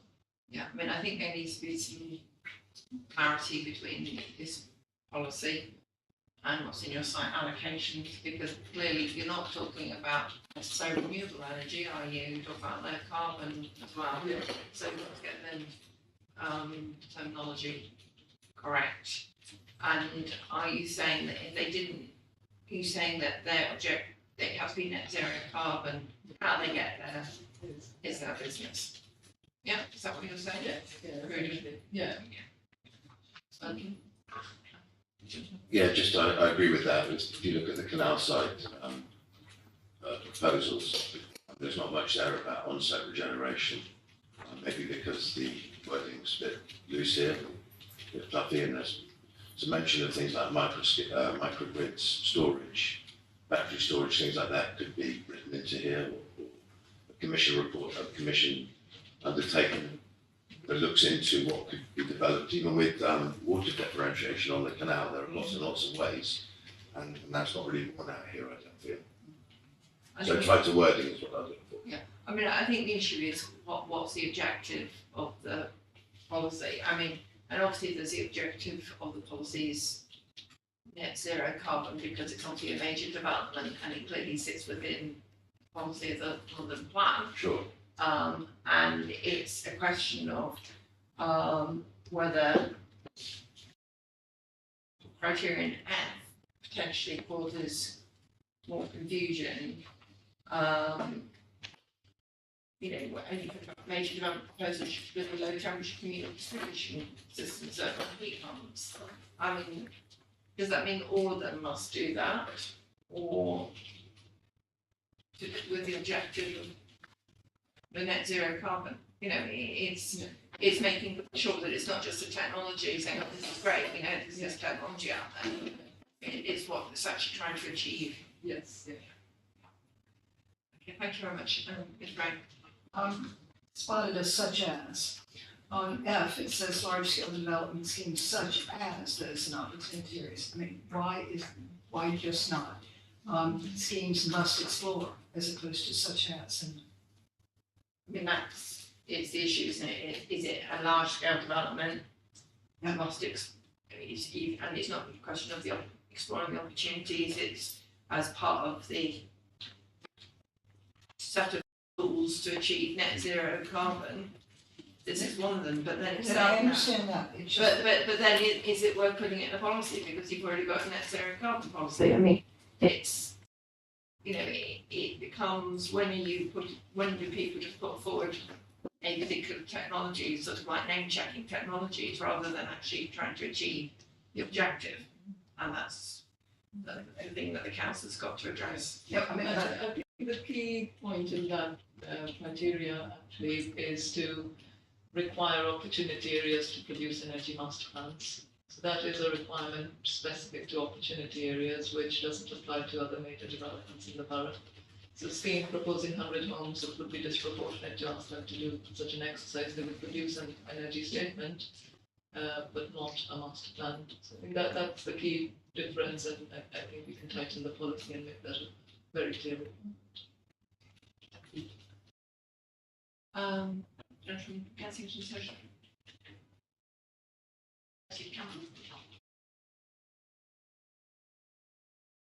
I'm looking at the main modification wording for policy GB for the net zero policy. And I'm feeling concerned around its deliverability and implementation. I can't understand how one could achieve the net zero if there is not a requirement that, at the very least, every major development will have to have renewable energy as part of the development. Indeed, the council's new evidence, the towards net zero report that we talked about earlier, actually talks about all new buildings should be built to be net zero carbon and should contribute to the generation of renewable energy on site. And I feel that this is actually backed up by the vision of the whole plan.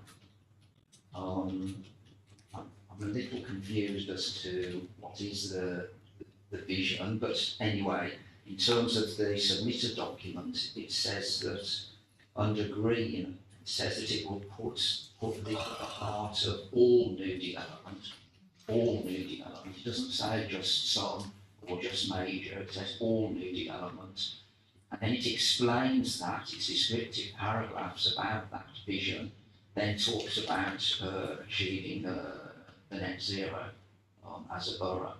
So it seems to me that at the very least, that's a clause that's referring to major developments must include renewable.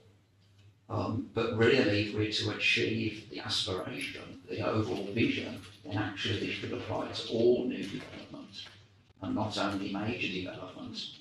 And I was trying to point out earlier that I think this needs to be made consistent with the other GB policies because they only refer to application to major development. If you look at the circular economy, it just says this is required for major development.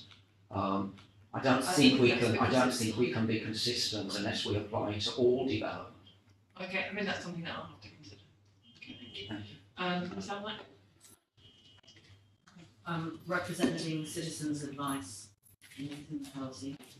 Just picking up quickly on the point that Mr. Lee just made, there was a concern as well about how the need for all developments to calculate for like carbon emissions and take that into consideration, not only particular ones. And then the other thing was, is it relevant now to mention energy hierarchy as the sort of the guidelines on that? It's the right time, but it doesn't. Should there be more on that? Well, I mean, the energy hierarchy it's relating to, I think we're just looking at what the objective is in terms of net zero carbon. I don't think the energy hierarchy, whilst it's obviously important, reduce using, etc., that's implicit in some of the building regulation elements in terms of incineration, etc. It doesn't strengthen the whole aspiration of the net zero. What's energy hierarchy matrix? Well, it does it not? Can I clarify? So the whole policy has been drafted in line with the energy hierarchy. So it looks at first to reduce the energy demand itself. So you design your building so it requires the least amount of energy possible by looking at the orientation, the materials used, the insulation, etc. And then we have our targets in terms of what they should achieve their energy usage. And we look at the source of the energy being green as well, being renewables, and then at the end we're looking for monitoring and ensuring that those buildings are performing as planned. So the whole structure follows the energy market.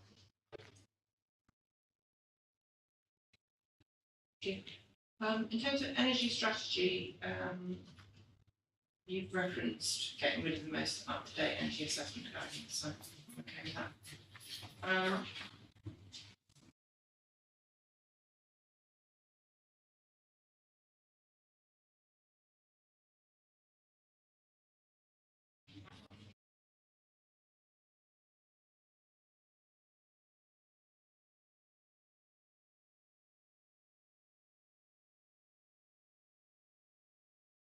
Don't think I've got any further questions relating to this policy.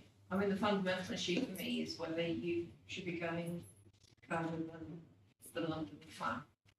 That's something that I have to go off and consider. And there's obviously various sort of changes to the wording that I think you've picked up on already, or you'll be aware of my direction. I think that's the last thing I'd just like to say, that the delivering net zero carbon report references other authorities outside of London, such as Bath, who have taken the same approach. So I think it would be quite regrettable if we are not able to take the lead on this, given the evidence that has been produced jointly with so many other London boroughs, and the fact that the London plan policy is now a little dated with changes of technology and change in building regulations. Thank you. Excuse me, I just wanted to address an issue in GB5. Is that acceptable? Overview.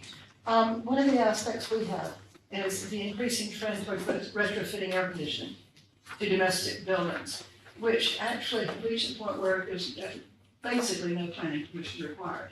And it's often our view that where an acceptable reduction in heat could be achieved through other means. And those retrofitting air conditioners are usually on the exterior surfaces of buildings. And the heat they generate is in our densely built up environment contributes to our heat island effect. These are also extremely energy dependent. We think that to be sound, the policy should cover minor cases as well, and at least require assessment of the need for air conditioning, which would take account of other possible needs of cooling. We would like to also yeah, perhaps I could take over. Yes, so yes, on air conditioners, there's a real problem with retrofitting in on older buildings. They have to be on the outside. Therefore, there's problems with conservation, but there's also big problems with heat. There's, at the moment, it's very difficult to resist them. And we entirely endorse the idea of having some sort of assessment as to whether they're necessary, because there are a number of other measures that can be taken, you know, shutters and et cetera, et cetera. And we would like the policy to require people to submit some sort of assessment as to why other means are not possible. The other point I would make is that it's not often mentioned, but heat pumps are mostly also air conditioners. Therefore, if you install a heat pump, you can turn it into an air conditioner. And this is technology evolving, but it's the sort of thing that ought to be encouraged, because if you install a heat pump, you can avoid putting in an air conditioner. While we're on overheating, there are a number of other problems with overheating that are not addressed. There's the hard surfaces that are all over our gardens, which is impossible to control, and they radiate heat.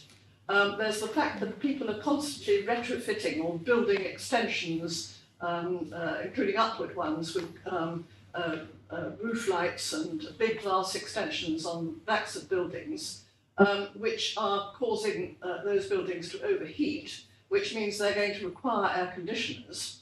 All of this, I think we feel has not really been addressed, and this is an opportunity for the council to make sure people don't build on the things that are going to cause overheating.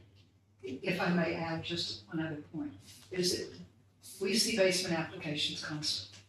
The next day after those are approved, we see an application for air conditioning in those basements. And actually, if basements are designed correctly, ventilation can be addressed. Before you come in, Mr. Lee, I just want to consider this. In terms of air conditioning, then, would it require planning permission unless it's on this building or in a conservation area? Yes. Yeah. Depending on where it is. Yes, depending where it is, but in Yeah. most cases, if it's external equipment, it would require planning permission, yes. Even on the back wall. Yeah. So we do require a noise and vibration assessment, for example, when we get planning applications for air conditioning units. So yes, yeah, they do in most cases, I think. I think it's really interesting what Ms. Lambert mentioned in terms of air source heat pumps toppling up as air conditioning units. I think I'd like to look into that a little bit more, and if possible, we can include some reference in the supporting text as a way of encouraging more a shift to cleaner energy forms, and at the same time reducing overheating if that's what people want to do. I think in terms of the low energy measures that's mentioned in paragraph 2.54, that a number of other measures can have an impact on overheating. But also I think, I agree that in terms of the hard surfaces in gardens, they can all contribute to overheating in the borough, and in the sense that we can only deal with what requires planning permission. So we have got policies on urban greening factor that would actually counter that. Front gardens, they do require planning permission if they're over 5 square meters to outbreak, then there are controls. In terms of this policy, other policies relating to renewable energy, they probably have more of a viability impact, because obviously a smaller development, you're less likely to net zero, etc. There are very good viability reasons why you wouldn't. But in a policy relating to overheating, as I would struggle to see what would be the reason to just relate it to major. I think that would be change threshold for where the policy requires the consideration of overheating. I think it would have to be obviously proportional to the development that's being proposed. Yeah, but I think you can play that. Mr. Lee? You asked a little earlier about how we wanted to make sure around policy compliance, both with the London Plan and the national policy. In terms of the London Plan compliance, the London Plan does give support to small minor applications, not just major. So it would be consistent with the London Plan to introduce clauses within some of these GB policies. I don't think they are compliant with the London Plan by only talking about major applications. It's clear that all applications are covered by things like circular economy and so on. Okay, so can you point me to what the part of the London Plan? Sorry? Could you put, you cited the London Plan, could you tell me where in the London Plan? I'll have to get back to you on the precise London Plan, because I haven't got it in front of me. I think it's probably SI2. Well, SI2 does talk about major new development. Major development should be net zero, doesn't it? Doesn't mention the small. No, it doesn't. No. And that was the question I was raising.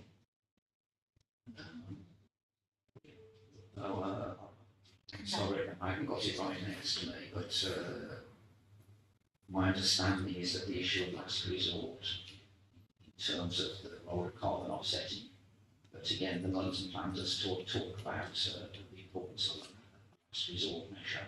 Yeah, I mean that's in the hierarchy. Well, that's not in the policy.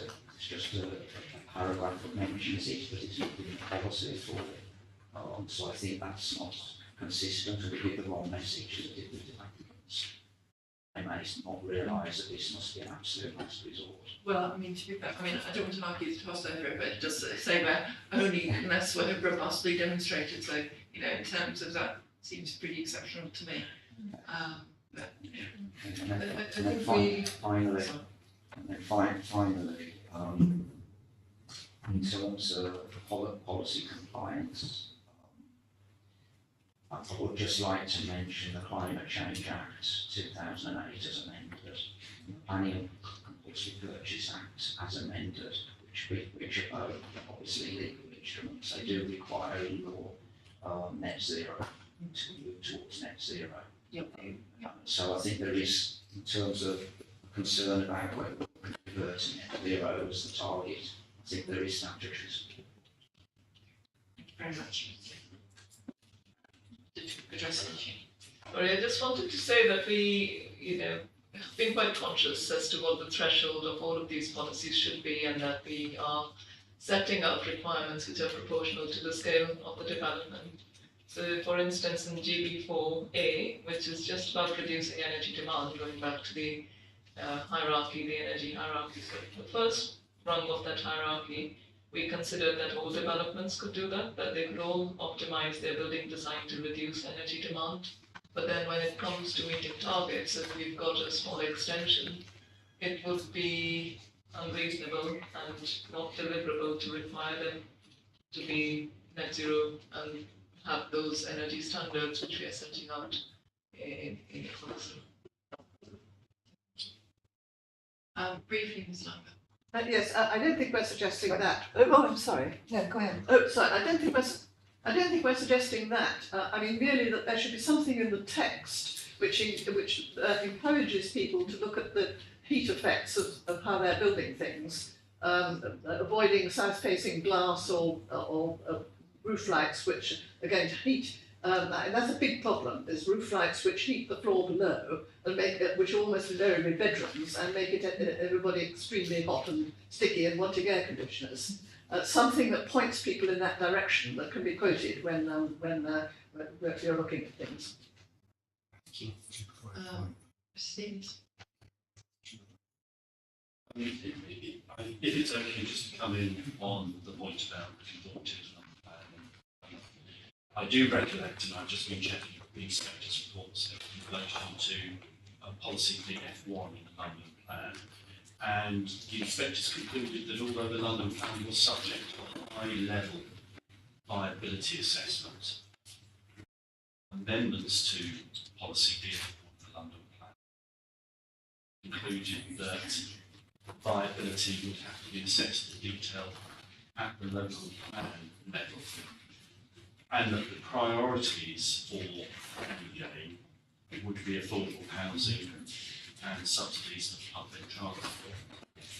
And I should have mentioned that earlier, I mentioned my representation, so what weight you want to give to that is obviously a matter for you. But that was the thrust of the argument that informed my representations, which is that the council's own viability assessment, particularly on page 81, and it's also it articulates this in the introduction on page 6, does recognise that there will be, in terms of climate change policies, there is likely to be a trade-off in terms of affordable housing supply. And it is my view that affordable housing supply is the greater priority for Kensington and Chelsea. The discussion by the panel examining the London Plan can be found in their report at page 87.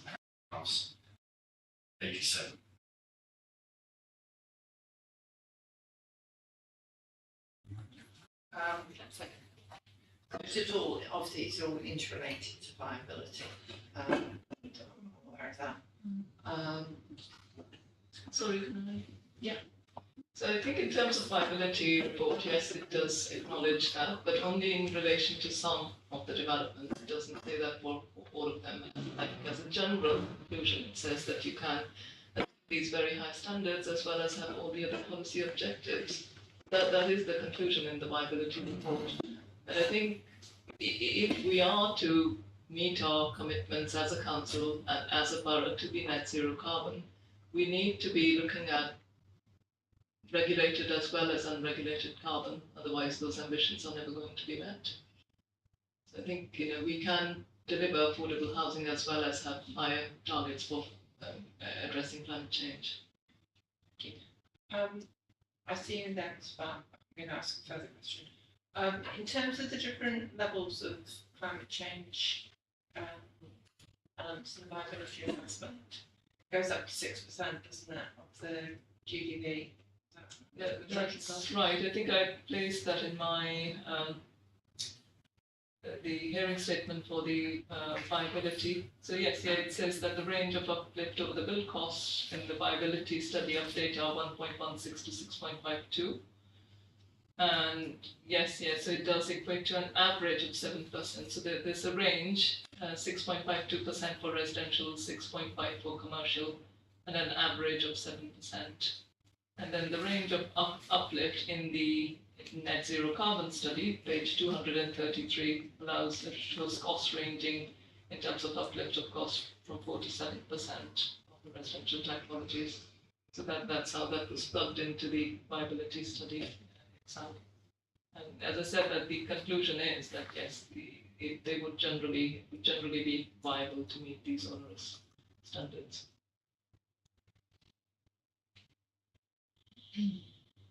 Okay, I mean, Mr. Buck. Yes, I think it's a point that you've picked up, that there's a major mismatch between the policy and what's underneath. Particularly if you look at paragraph 255, which says passive cooling ventilation should be prioritised. As you were saying, I think, this policy should not be limited to major developments. In fact, though it may have its origin in the London plan, we're trying to provide policy at a local level. And therefore, there is this huge mismatch between what's in the policy and what it would appear the council wants to apply it to.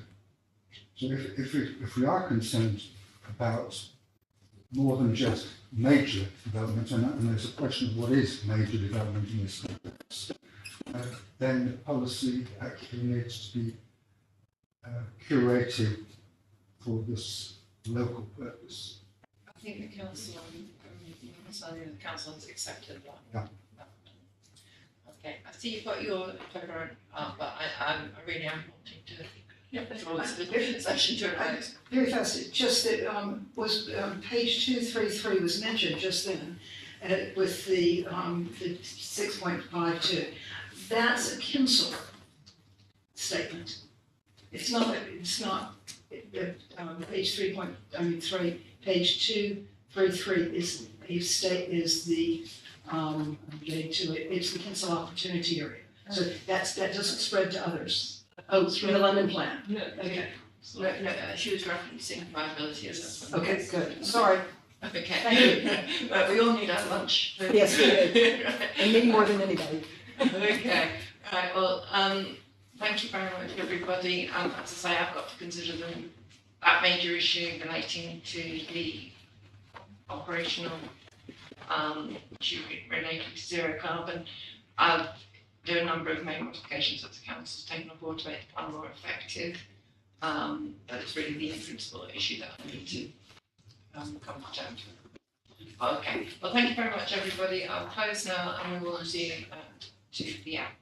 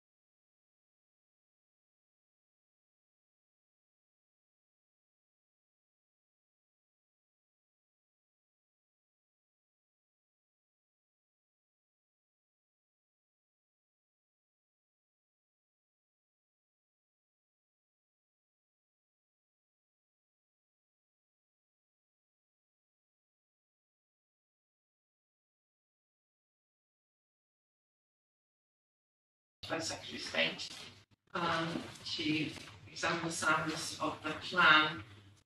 We're looking at the climate change and environment policies, and we're now looking at the air quality element of the plan. So my first question relates to how policy GB6, which is Council's air quality plan, relates to policy S1 of the London plan. It would be helpful if the council could just go through, they're set out in a table, the various elements of the policy, but if they could just quickly just talk it through for everybody, that would be helpful. In terms of, is that out of table? Yeah, that's fine. For people who don't know me, my name is Rebecca, and You need to put your microphone on. I'm a novice. For people who don't know me, my name is Rebecca Brown, and I manage the pollution regulatory team in environmental health, and air quality is part of our remit. So in response to your question, we start with GB6A, which it relates to the requirement to meet the air quality neutral benchmarks. And this is in accordance with the London Plan Policy S1 Section B, and in specifically 2A, which says development proposals must be at least air quality neutral. So moving on to GB6B, which is the requirement to undertake an air quality assessment. That relates to Section B of the London Plan, Section B, Part 2C, which says major development proposals must be submitted with an air quality assessment. Air quality assessment should show how the development will meet the requirements of B1, which is referenced above in Policy S1.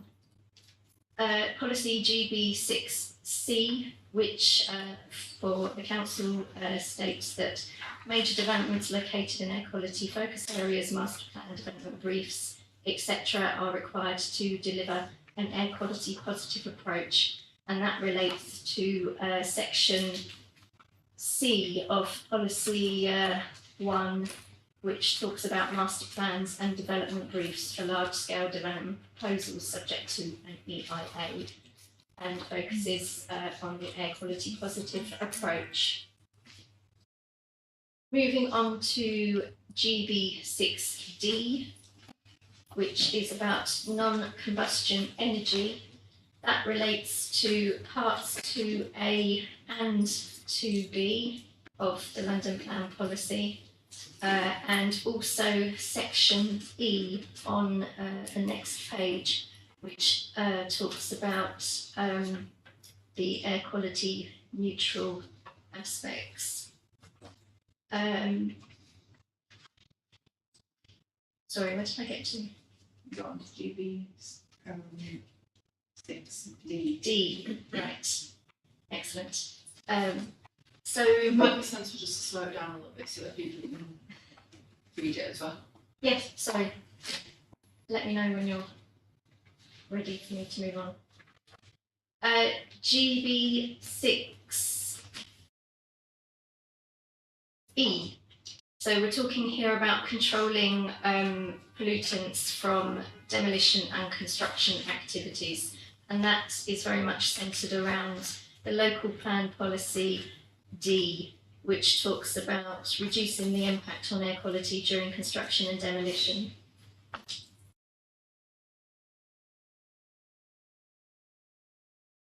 So policy GB6F, all major developments and smaller scale developments that involves potentially dusty works was the original wording. We are requiring a dust risk assessment, and that relates to the local plan policy D that says in order to reduce the impact on air quality during construction and demolition, proposals must demonstrate how they plan to comply with the non-road mobile machinery low emission zone and reduce emissions from demolition and construction of buildings following best practice guidance.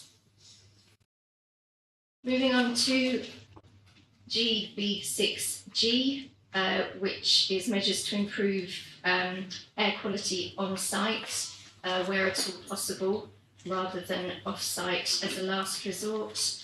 That relates to section B, part 2B, where it says development proposals should use design solutions to prevent or minimise increased exposure to existing pollution.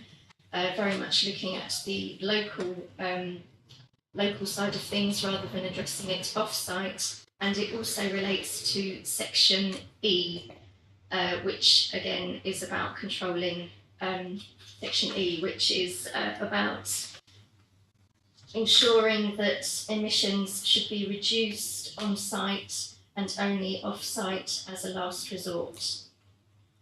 And then finally, policy GB6H, air intake points should be located away from existing and potential pollution sources. And that relates to section B, part 2B, and that's very much again around using design solutions to prevent or minimise increased exposure to existing air pollution. Okay. Thank you very much for that. That's helpful. So I suppose that begs the question, what's the actual difference between them? Because we're sort of pointing me to sort of equivalent elements in the London plan. So what's the difference in the application of it? There are differences. Yes, most of it mirrors the London plan, but there are a couple of elements where we are looking to go beyond. So policy GB6C, it is seeking to include major development located in air quality focus areas, whereas policy S1 of the London plan only requires development subject to an EIA or a master plan to be air quality positive. So this is a step further in that we have several air quality focus areas within the borough, and we would like there to be an air quality positive approach within those.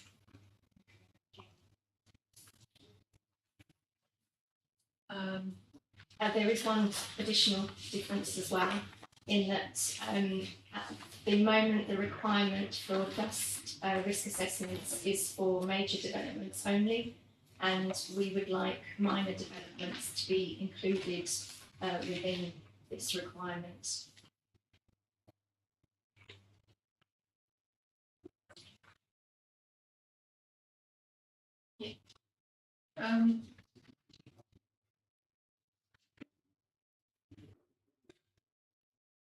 Quite a wordy policy. So it's like London plan, obviously.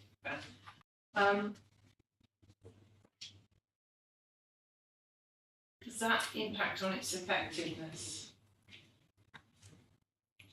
I think we've tried to be to separate the different elements associated with the policy. We tried to make it clearer. I do accept that there are a lot of points, but I'd be concerned that if we were to condense them in some small way, we may miss elements that we're seeking to address. I'd like to add that I think the policy as written is very clear and precise, I believe, but although it's long, I think it is quite effective because it covers all the points in detail, but I think it's of necessity. I don't think it's necessary detail. I mean, you have veered into such as is. I mean, but that might be one of my general ones. I'm sure you're willing to accept it. It's, for example, it's in your criterion 3.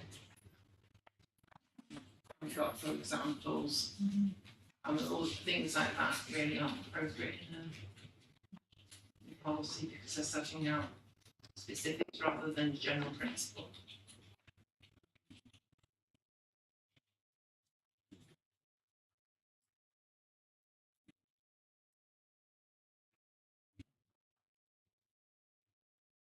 Now can we move on to 133 might actually be where you want to come in, Mr. Lee.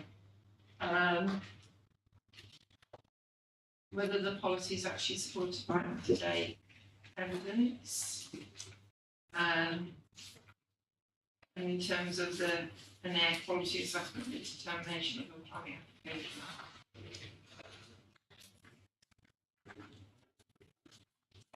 So you've got an air quality action plan in March 2022. I mean, so am I right that your actual figures come from the London plan? Sorry, which figures? Well, when you're defining your air quality focus areas, etc., they all from the London plan? The GLA have specified where the air quality focus areas are. Each borough has a number of different focus areas. So officially within Kensington and Chelsea we have 3, but you can see that there are also 2 which are allocated to the London Borough of Hammersmith and Fulham, which edge into our borough in the north. So we don't set those, but we have defined as a council the whole borough as an air quality management area, and have produced a new action plan last year as we remain concerned about exceedances of certain objectives, and certainly the World Health Organization guideline values, particularly PM 2.5. So we have the evidence that we are not achieving all air quality objectives, and therefore it's very important to us, considering the contribution that planning and construction make to these sources of pollution, that we address them with the requirement for air quality assessments for major developments and application. Right, and if the air quality assessment demonstrated that there wouldn't meet all those criteria, then there's a requirement for mitigation if that can be achieved. If it can't be achieved, it's achieved on site. How does that work? At the moment, we seek to achieve within the development. It's within our gift to recommend that a permission is refused to the planning officers. However, mitigation, there is a lot that can be achieved, so that is definitely the first step that we would take.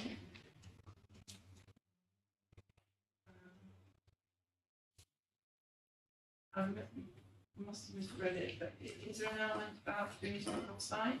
And that's a last resort. Yeah, so how does that work? I believe, I'm not actually, apart from some Section 106 contributions historically that we've used for planning, at the moment I'm not aware of any off-site mitigation. If I may just turn to my colleague Louise, who's an air quality officer. We haven't had any late at all. So do you want to come to the table, because remember that it's being live streamed, so everyone needs to hear what you're actually saying. We haven't had any developments that have been required to offset any different areas of impact so far. Sorry, I don't think we can hear you. Can you turn your mic on? It's on. It's on.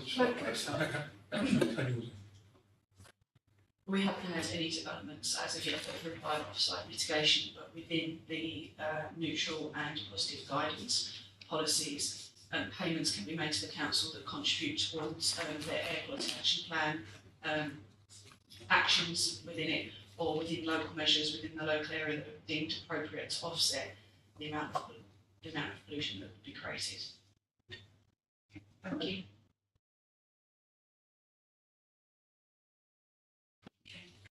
I'll now take some input from the table, please. Is it Ms. Rain? Yes. One of the things that's missing in the air quality GB6 is any discussion about construction traffic. And one of the problems we have is the quantity of soil that's often removed and then is actually required to be brought back in on basements. And we feel that there's an aspect that is really missing from the policy in that area. Ms. Rain? Mr. Lee?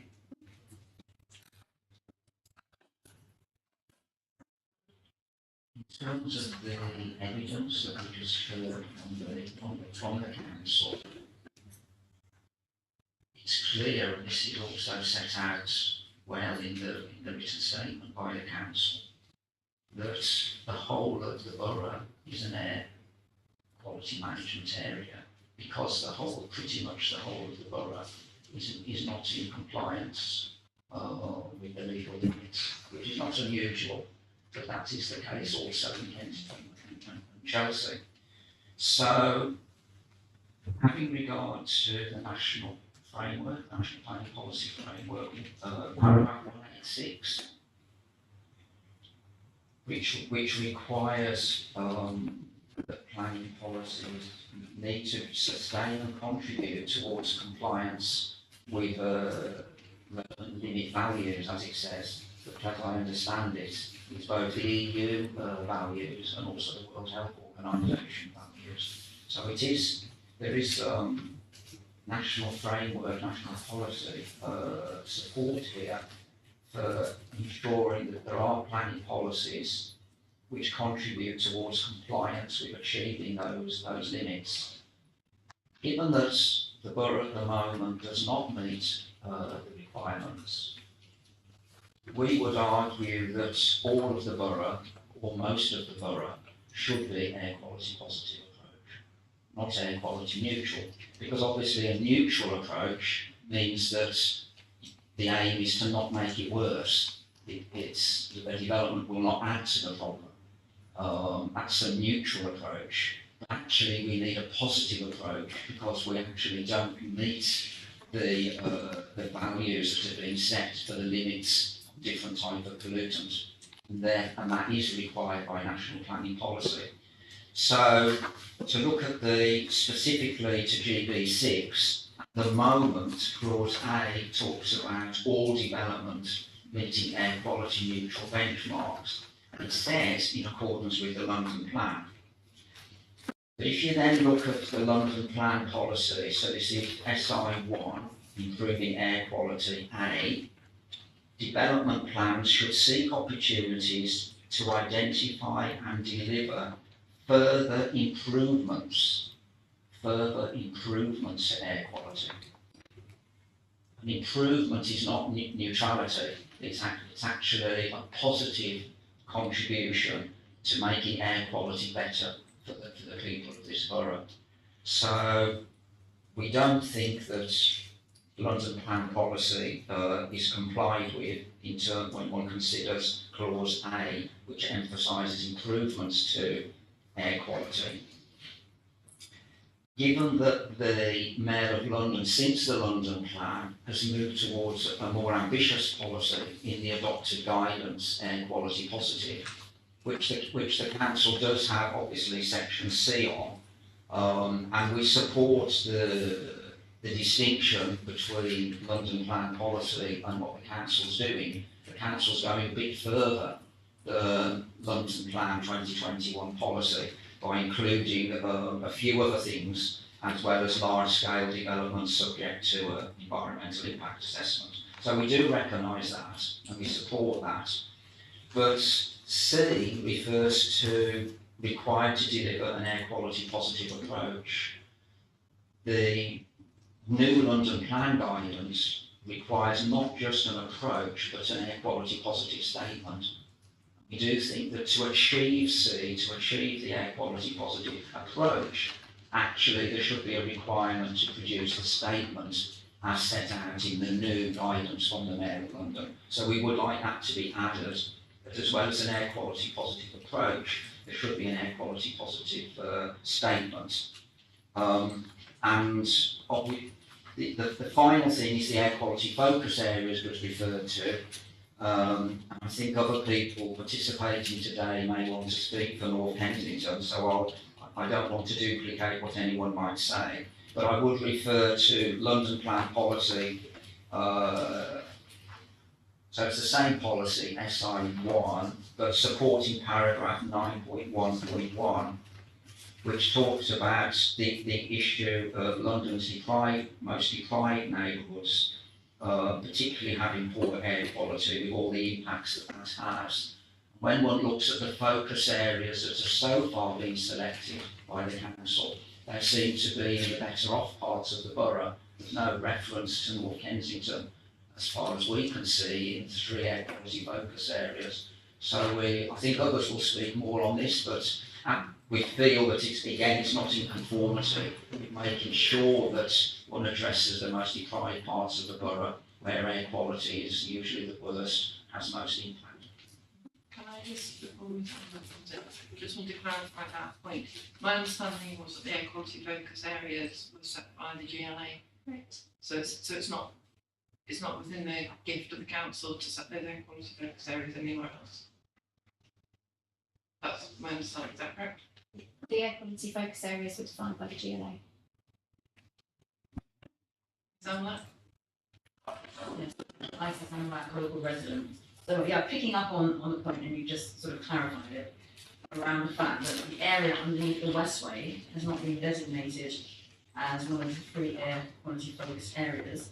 And whilst I appreciate that obviously the GLA has set that, there is the scope within the National Planning Policy Framework for a local authority to consider the specific challenges and opportunities related to air quality in that area.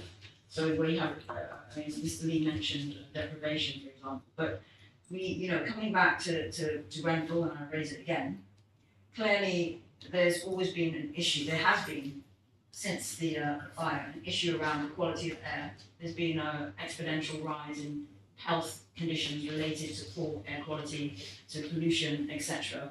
And so I would have thought that actually the area underneath the Westway, which is a lot that goes along and includes the Grenfell area, would be considered as a very specific area, specific requirements around air quality. Mr. Lee mentioned, for example, the World Health Organization. The levels that they talk about, is it levels of the particulars, the PM 2.5. The entire borough is above that World Health Organization recommendations. There's issues around children's vulnerability. For example, the Mayor of London, his 2018 school air quality audit program, he did a piece of work done at Oxford Gardens Primary School, which is in the same ward with Grenfell, identified that and evidence that there was approximately 15,000 vehicles per day and within a 200 metre radius of the school, and that actually the pollution was higher than should be expected from what I can see. So I would hope that there is a way to put in something to take into consideration the specific needs underneath the Westway. Also a bit concerned about the policy GB6G, where it talks about the measures to improve should be implemented on site. Now I'm not sure about the language. Is there, and also how is that monitored or evaluated? When you talk about where it can be demonstrated that on-site provision is impractical or appropriate, how would that be determined? It doesn't seem strong enough, it doesn't go far enough. So, you've got a related issue and I try and... If you look at the map, sorry. If you look at the map on page 39, you can see that the air quality focus areas seem to be driven by where the major roads are. So the Osgood one-way system, Cromwell Road, and Kensington High Street. What you'll see in the north is things coming from Westminster and things coming from Hammersmith, which is part of Westway. But at the point that it goes up, it disappears from this map. Is there anything to stop the borough declaring it an air quality focus area for the borough? In other words, to make this a policy for the borough, not just what the mayor has suggested. Because it really has probably got some of the worst pollution because of very heavy traffic levels, and it's going over the houses. I mean, obviously I don't want to get involved in who's got more pollution than you know, it's not a, I do remember when the gentleman from the Gypsy and Traveller site came here, Yeah. because I raised the issue of pollution in terms of potential extension to the Gypsy and Traveller site. And he said, yes, you may think that it's going to be bad, but actually, I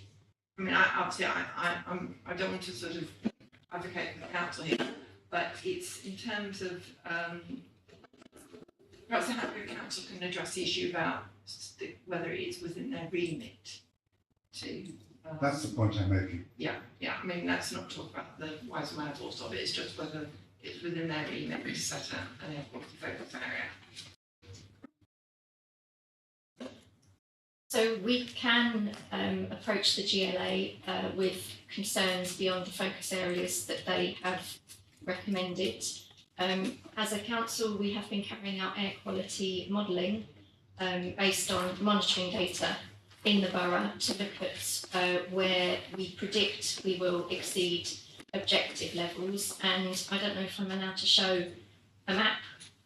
So this is draft at the moment, but it's modelling that we've just had completed within the last few months, which the area in red is where we are predicted to exceed PM 2.5 objective, the WHO PM 2.5 objective.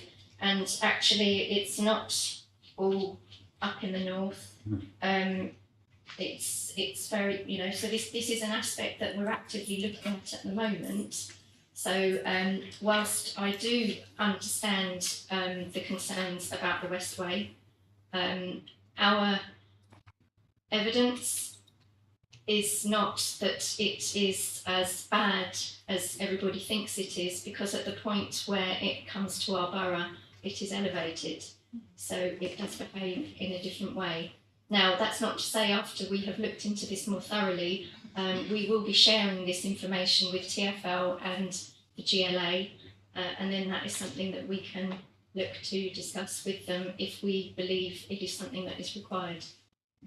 So, I mean, clearly there's an issue for me relating to the air quality focus areas are set by at the moment, the evidence that we have for us is that which is derived from the GLA. It may be that there is further evidence may come forward from the council's work that relates to air quality focus areas being either extended or not. Okay? Obviously, at the moment, your evidence seems to suggest that they wouldn't be, but that there is a potential. Therefore, it might be the way forward, rather than awaiting the evidence, because your evidence base isn't ready for release per se, is it? We're reviewing at present. So okay, so it might sort of end up with a sort of a lag on the plan. It might be appropriate to reference that the council will keep up to date the air quality focus areas in the plan, and therefore if there is evidence to suggest that the air quality focus areas should be extended, they are something that you can take into account. But that's Ms. Allen. I just wanted to raise the issue that historically there was insufficient air quality monitoring around the Westway Sports Centre, and whether that has changed, because certainly in the aftermath of Grenfell, we discovered as a community that actually where the monitors were set did not register the actual correct level of pollution in the area. And I'm just wondering, has that changed? And this new report that you're doing, what's changed? Because that's not the information we've received. In fact, from the research we've done, we found that the air pollution levels underneath the Westway exceed European law, and there are serious issues about it. So I'm very surprised to hear this. Yeah, I live underneath the Westway where Paddington Railway meets. I live on Ackham Road, block 6. Probably best not to know exactly. It's been nice. Ackham Road, you just need to know that. It's right underneath the Westway where the tube and the all meets, yeah. Just my lived experiences, I can dust a tabletop and the next day there is particulate matter there. When you applied for the planning application for plot 6, no PO 2.5 assessment was submitted, despite Sean Berry writing to the planning officer asking him to submit one. The monitoring is done at the nearest monitoring site is on Ladbroke Grove, I believe. There is a reference grade station within the grounds of All Saint College. Which is and- on Ladbroke Grove, yeah. Yeah, and then there are a couple of diffusion tubes on Ladbroke Grove, certainly. But none along the west side of it. Now there is, there are Breathe, have you heard of Breathe London sensors? Yeah. So we've now got one by Almanar. Okay. There are, there's one at 4 schools within the Nottingdale area. So we are gathering more data all the time. There's one now at Thomas Jones School, St Francis of Assisi, Colville Primary School, Avondale Park Primary School. So we are building up our knowledge base. But that's not to say we know everything at this moment. We are trying to gather additional evidence. Are there any plans to join the? Sorry. I can remember it's a late discussion. Just want to, because I don't want to go too into the detail of where you're monitoring. My issue is how to see if the plan is sound. So if the evidence is incomplete, which it could potentially be from, I mean, if one were to argue that the evidence was incomplete, it would be a way of ensuring that the plan would find a way of being flexible enough to take into account changes in if new evidence were to come forward. And that would resolve your issue in relation, frame your issue and Samnap's issue in relation to it not being evidence-based, because you're arguing that it's not justified, aren't you? And the question is how one could resolve that issue. So that's a lady from the council. Solution. I think the best suggestion I can make is that when we have, because you need to have data for a sufficient period of time because the weather has such an impact as well. I think once we have 12 months of monitoring data from the sites, it would then be something we would discuss in conjunction with the GLA to share our information, and the information is publicly available, so all data is available online for anyone to view it at any time. But we will then discuss that with the GLA to decide whether or not we think it's worthy of consideration for an additional focus area. Yeah, to just add to that, I think we can add some supporting text because the policy itself just refers to air quality focus areas. The supporting text then identifies what they are in the borough alongside the map. But I think if we added an additional paragraph or a sentence to say that we would use the latest information on air quality focus areas or something like that. So we just use what they are at present and the policy applies to how they are set out at any given point of time. Okay.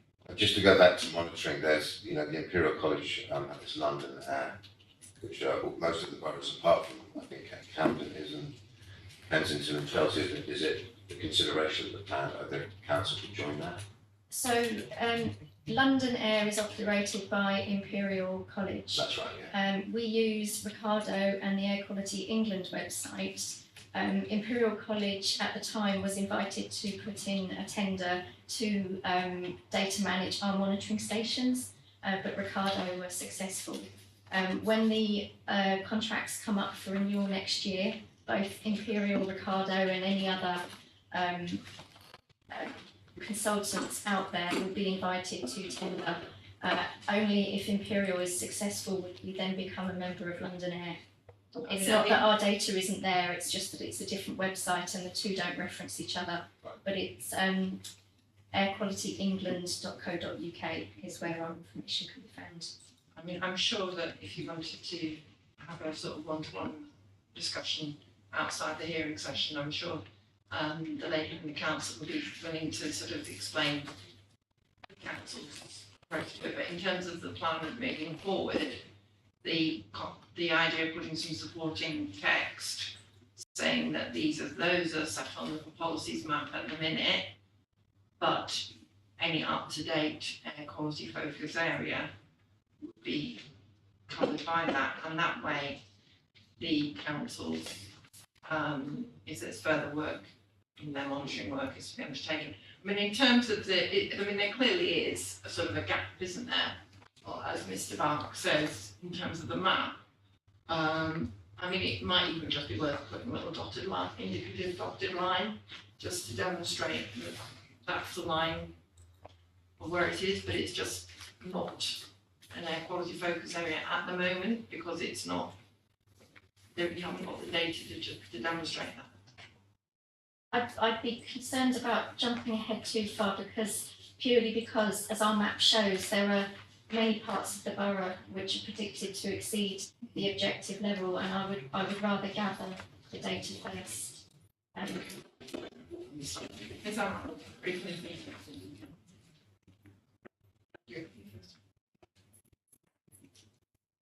Will you come up first? I'll do you first. Oh, sorry, okay, coming back to the map. The whole thing about air pollution, air quality, is it's also about the harm caused to the particular vicinity.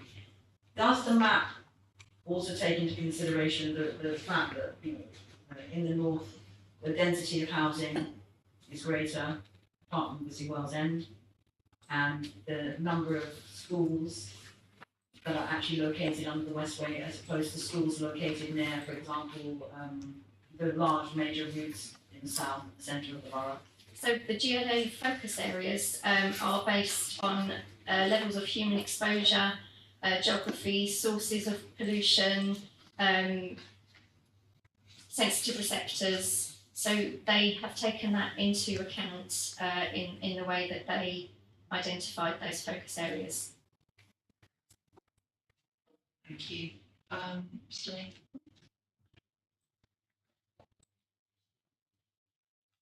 I'm looking at the council's climate. So immediate and It's fine. It's fine. Just microphone is down. Sorry.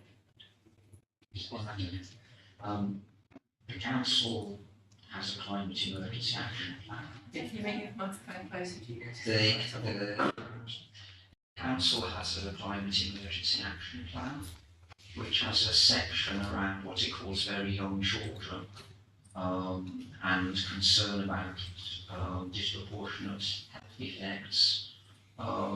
And they do refer to air quality as an example of the issues involved there, and they talk about leading to trauma, which we had mentioned on day one of the examination. And again, the vision section of the plan does talk about the importance of improving air quality. So I did want to return to this issue around whether the overall policy intention was to improve the air quality of the borough, and if so, what modifications are needed, given that the intention in the main is neutrality at the moment.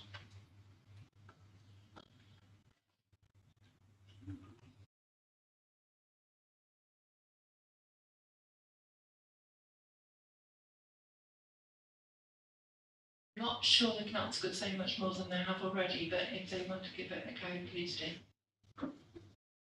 Personally, I would love it all to talk about an air quality positive approach, but I do feel we are tied by what is written within the London plan, and the fact, as you acknowledged, we have gone slightly further by the inclusion of air quality focus areas.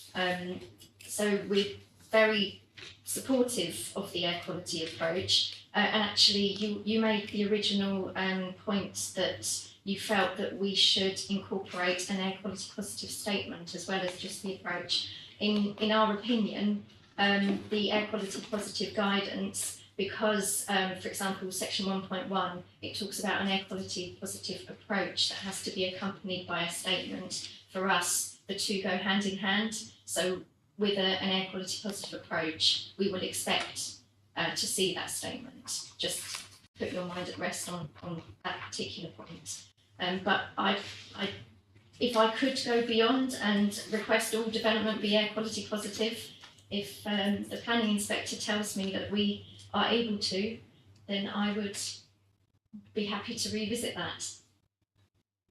I'll contribute to this just briefly through yourself. London Plan Policy A seeks to improve air quality. So whether one refers to air quality positive statements applying to everything, which I agree would be an advance on current wording of the London Plan. The London Plan Policy A says to improve further improvements to air quality. We would like that to be at the forefront of your policy as well, rather than just a policy of neutrality. Let's follow the London Plan, further improvements to air quality in the borough.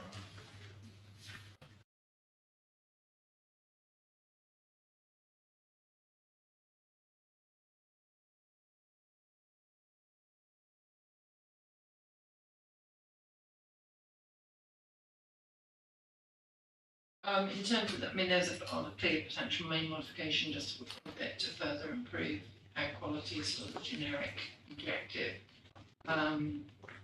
which may at least signal an approach. Whether it would actually make a difference, I'm not that sure, but it would signal. Yeah, I think we can include something like that, but as you recognise, I think it will be difficult to then address them in small-scale planning applications. It will be able to do that. Thank you. Council is going to put these air quality focus areas, the defined ones, as at the moment on the policy plan. We sound like you have your. Just very quickly coming back to what Mr. Lee mentioned about equity and equality. So there is government guidance that encourages local authorities to work with public health teams, environmental health officers and other stakeholders. So I'm wondering about the other stakeholders, whether that also includes or could include more resident participation, coming back to the participation principles. Because, for example, what Mr. Crane just said, I think I got that right.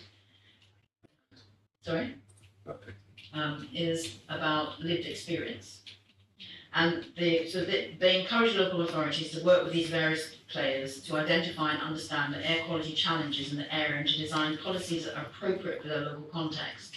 So coming back to it, there is an issue of equity, or equality, and lack of, and there is an issue of lived experience of residents who have been traumatised by the Grenfell fire, and obviously in the aftermath of the fire, the impact on air pollution and health. So I would hope or suggest that there must be a way for the RBKC to think about designing something that is appropriate to the local context, and I feel that's missing from here.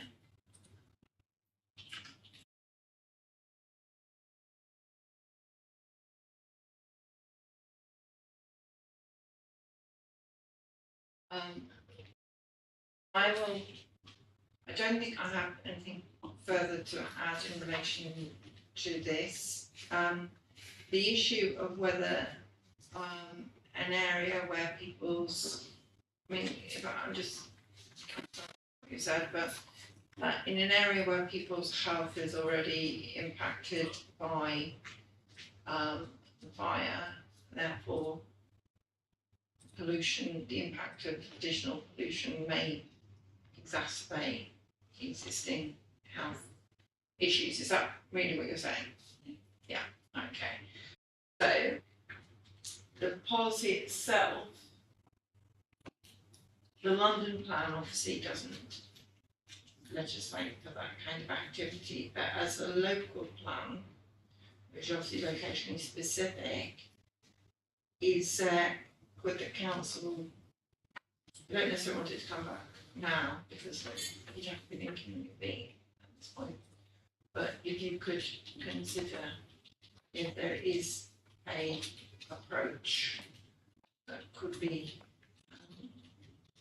taken to policy. I mean, it may be that you can't, but at least if you can consider that rationale. You understand the point that I'm trying to Mr. Clark? I'm sure that the policy can be made robust enough to deal with changes that take place, such as if there was an additional area declared. The main thing is, if you have places that areas that are declared, the policy applies to it. So you could add 3 more. And the fact that it comes between plans shouldn't make any difference whatsoever. The fact is you have a policy for air quality improvement.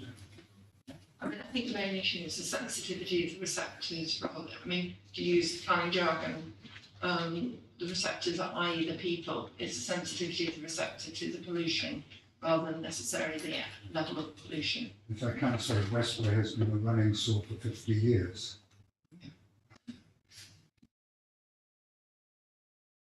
To claim very briefly. Yeah, just to say there was evidence that the in Goulburn that the average life expectancy dropped. And just looking at the map, we can see the railway crosses the Westway and it crosses the main line, Hammersmith City as well, and the Harrow Road's close by. I don't know why it's not on this map. It's just it's a big mistake why it's not on there. That's all I've got to say. Thank you very much. Okay. Right, we're now going to move to the next element of the agenda, which relates to development impacts.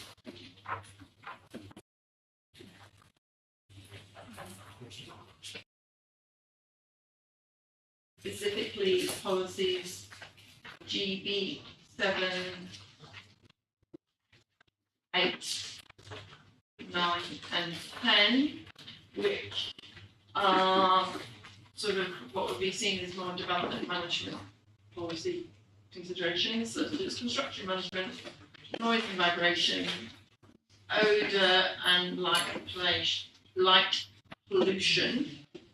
First of all, are these all in conformity with the London plan? Hi, so those who don't know me, I'm Philip Richardson from the Noise and Nuisance team. I mean, okay, is that better? So those who don't know me, I'm Philip Richardson from the Noise and Nuisance team, and if I need to, I'll refer to my colleague Julian Shaw, who's behind me. So yes, we feel that the policies are justified and conform with the London plan. GB7 references and reinforces policy D10 of the basement development. GB7 relates to construction management within the local plan.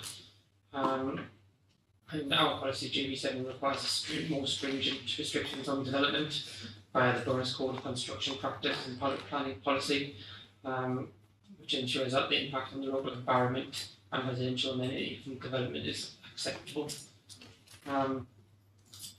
Policy GB8, which relates to noise and vibration, again, we believe is in conformity with the London plan. Policy which is DB14, which relates to noise. Again, the policy aims to minimise the impact on development as mitigating noise and minimising existing potential adverse effects to provide the right acoustic environment for the borough, taking into the specific nature of the borough as well.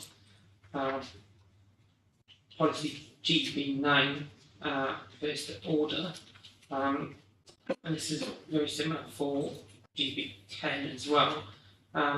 It's not linked to any particular policy within the London plan itself, but we feel it is consistent with the London plan and justified and effective.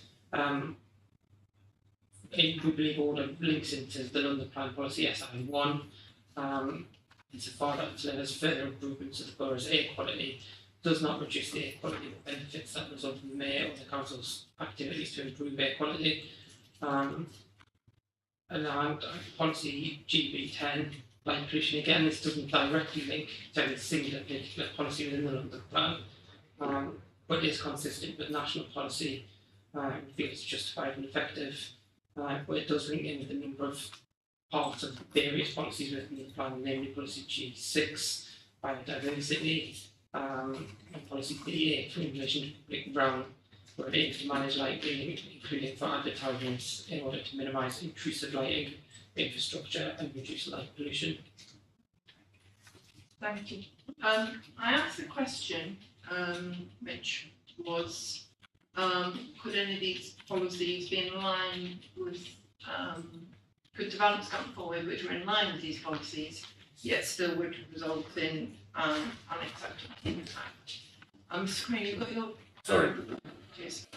And you said no, if it comes forward, it'll be fine if it's according to the policy.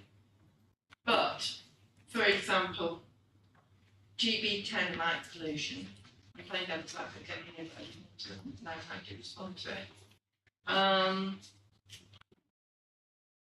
Development must be designed to minimise the impact of glare and light spill on the residential amenity. Now, I don't know how you design something which was massively glare-like, but I just want to know where this threshold, I mean, you can minimise something, but it doesn't mean that it's not got an unacceptable impact, does it?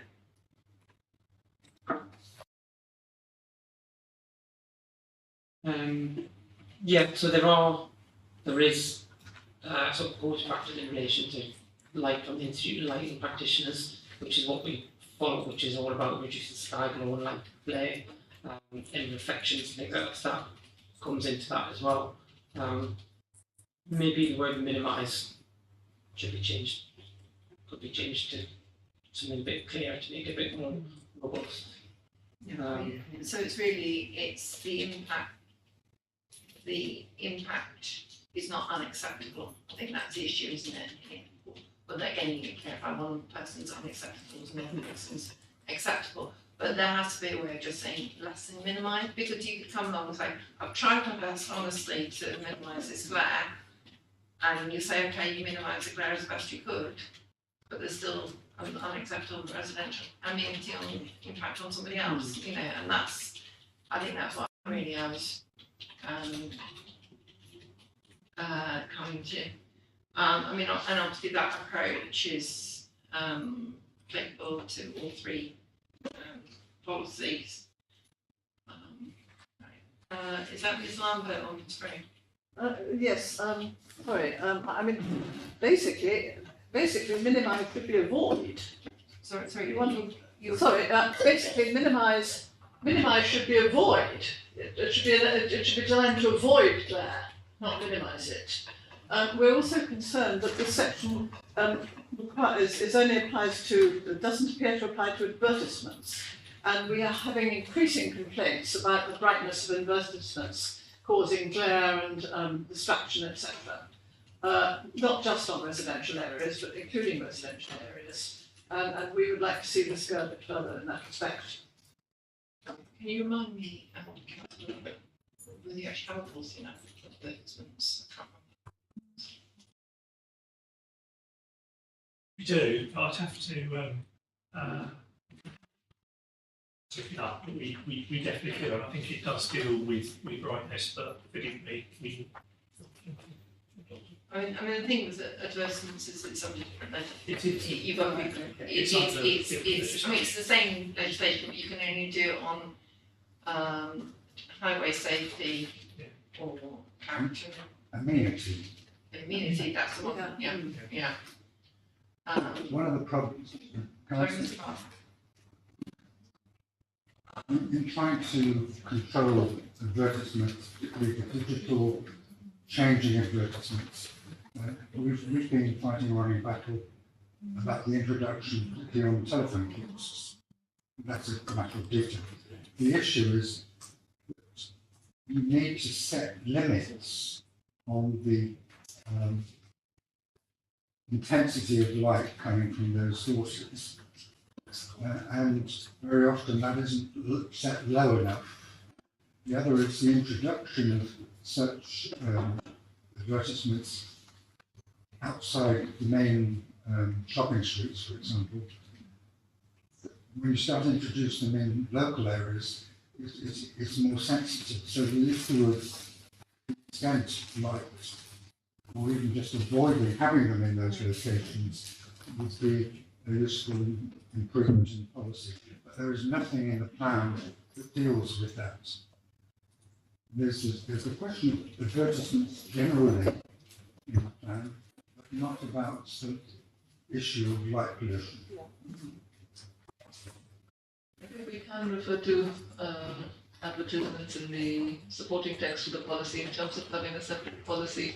Our streetscape policy T4, which is in chapter 8, refers to advertisements, but it's mainly in relation to clutter rather than light, a source of light pollution. So I think the policy on light pollution can apply to adverts in the same way because they can be a cause of disturbance or impact on living conditions.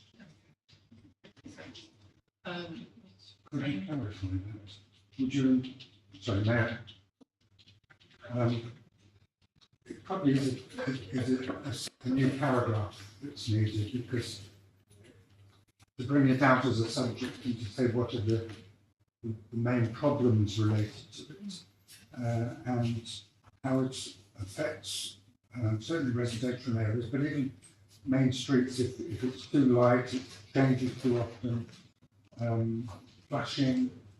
There are lots of aspects to it which are just not covered by the advertisements policies elsewhere in the plan. It's about the light, but it's a bit more than just the light. It is how it changes and the frequency of changing and the intrusion. I mean, it is a light pollution intrusion as opposed to just amenity generally. I think council can cobble together some words. It's unlike. I'd just like to add one aspect that's not mentioned. Okay, don't worry, I'm sure there won't be fisticuffs, but Ms. Amlak, you just to coming back to the point on policy GB10, the point that was raised about the wording minimise and go far enough, and also coming back to what Mr. Barker was saying about an extra paragraph or statement on it. I think it needs to also specifically mention LED lights, which, for example, I live in Norland Ward, and sort of just across the road, St Anne's Road, is Westfield, and the Shepherd Bush Stroke Holland Park roundabout. There are huge billboards with these LED lights that flash, and I can see them if I cross the road and come out of my house and at night. And all the people living, some of them are obviously Hammersmith and Fulham residents, and of course Westfield is in Hammersmith and Fulham, but there needs to be some sort of process where residents are engaged with about the harm caused by these LED lights. Because if you're living in a tower, just over in Nottingdale, for example, those LED lights are shining into your windows. Where I live, the back of my building on Penzance Place, Pinsdale Road rather, there is a small sort of dry cleaner, just as an example. They have a night light that goes on, an LED, that literally flashes into my bedroom all night. So there's a lot of research to show that LED lights cause actual harm to humans and wildlife. They have a very negative effect on biodiversity. They affect birds' migration patterns. They affect bats. There's a whole impact. So I do agree there needs to be something specific to mitigate, to avoid the harm caused by LED lights. And it's increasing, as I've already said. I think in terms of the advertisement, it's question. I'm quite happy for you to put something in the plan to reference, concerns about light pollution and different, be careful. But in terms of there's loads of industry standards for advertisements, which are trotted out quite regularly. So, whilst I understand what you're saying, is whether the plan can actually achieve that is a big point. Ms. Frey. Two points. First thing, I've actually contacted Hammersmith and Fulham about those lights before, and they've actually reduced them because they've measured them and proven that their planning permission was being exceeded. So if you might do that. The other thing is the problem of nighttime. And when you are living in a residential area, not necessarily as you just described, but in Norland, we have a lot of estate agents. that leave their flashing lights of their units for sale all night long. And that is very disturbing. And it's really disturbing actually huge to birds and to us. And so maybe an addition in terms of a timing, pertinent, just like in construction we have hours, maybe we could say after 10 o'clock, they have to stop or something.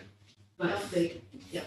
I think, I mean, I'd be happy to ask the council to bring forward a main modification relating to light pollution and in terms of then putting your supporting text something about how you have to consider these various issues. I don't think it would be practical or appropriate to have something specifically restricting anything in the policy, because that's just, it would be seen as unreasonable. You know, it has to be reasonable and directly related to the development itself. Just to add, I think on the development, on the specific development management element as well. I don't quite understand if we can set times of noise and vibration. But that's what I'm saying, is that at the development management stage, the council would have that ability to do that if it was reasonable and in particular circumstances of the case. You can't sort of set out in detail all the various scenarios that are going to be undertaken. The council's going to talk about minimising light pollution and may put in an element, I may ask them to put in an element so as to, you know, ensure residential amenity isn't adversely impacted or something. And then if you've got that hook, yes, in terms of a condition, you could then ask that there be a condition that the light be turned off at X or Y or whatever, if it's appropriate. Before you come back, Ms. Arnold. So I just wanted to come back and so picking up on what you just said, so the national planning policy framework, the London Plan, do allow local authorities to create policies around light pollution that are more stringent perhaps than set out elsewhere, and if it's deemed necessary or desirable, and to look at again the local context requirements. And it does talk about having robust evidence base to do this, but there is flexibility, there is a possibility of doing I'm not denying the council the opportunity to do it, I'm just saying that the council needs to be careful how they write it, so it's not seen as prescriptive, that's all. Before Mr. Wade is desperate to come in. Mr. Wade, come in. I was just going to say, I don't want to duplicate policy, but I think I ought to point out, and I was trying to desperately find it, but on streetscape B4 actually says resist adverts, including on street furniture, that by reason of size, sighting, design, materials or method of illumination, harm amenity or public. I think there's a typo there, but harm amenity or public or road safety. So we do have a specific policy on adverts already in plan. So this is not necessarily the place to. Absolutely, and we've already going to say that in the light pollution element you're going to put in. So very briefly, Mr. Mack. Yes. For The the council already uses conditions. Turn your mic on, The council already uses conditions on hours, intensity of lighting, frequency of the images changing, which are not covered by the policy that Jonathan Wade just mentioned, but are really light pollution issues specifically. So you don't have to write a long screed, you just say hours, intensity, and the change in speed of the adverts, and that's it. So in terms of these three policies, the council are going to look at them again to make sure that they don't inadvertently allow things to happen that could cause unacceptable impact. The council is going to look at an element relating to the light pollution, and I don't think I have anything else I want to raise on this topic. So I don't know if at the end of the day, council very kindly go through a list of action points. Are you in a position to share them?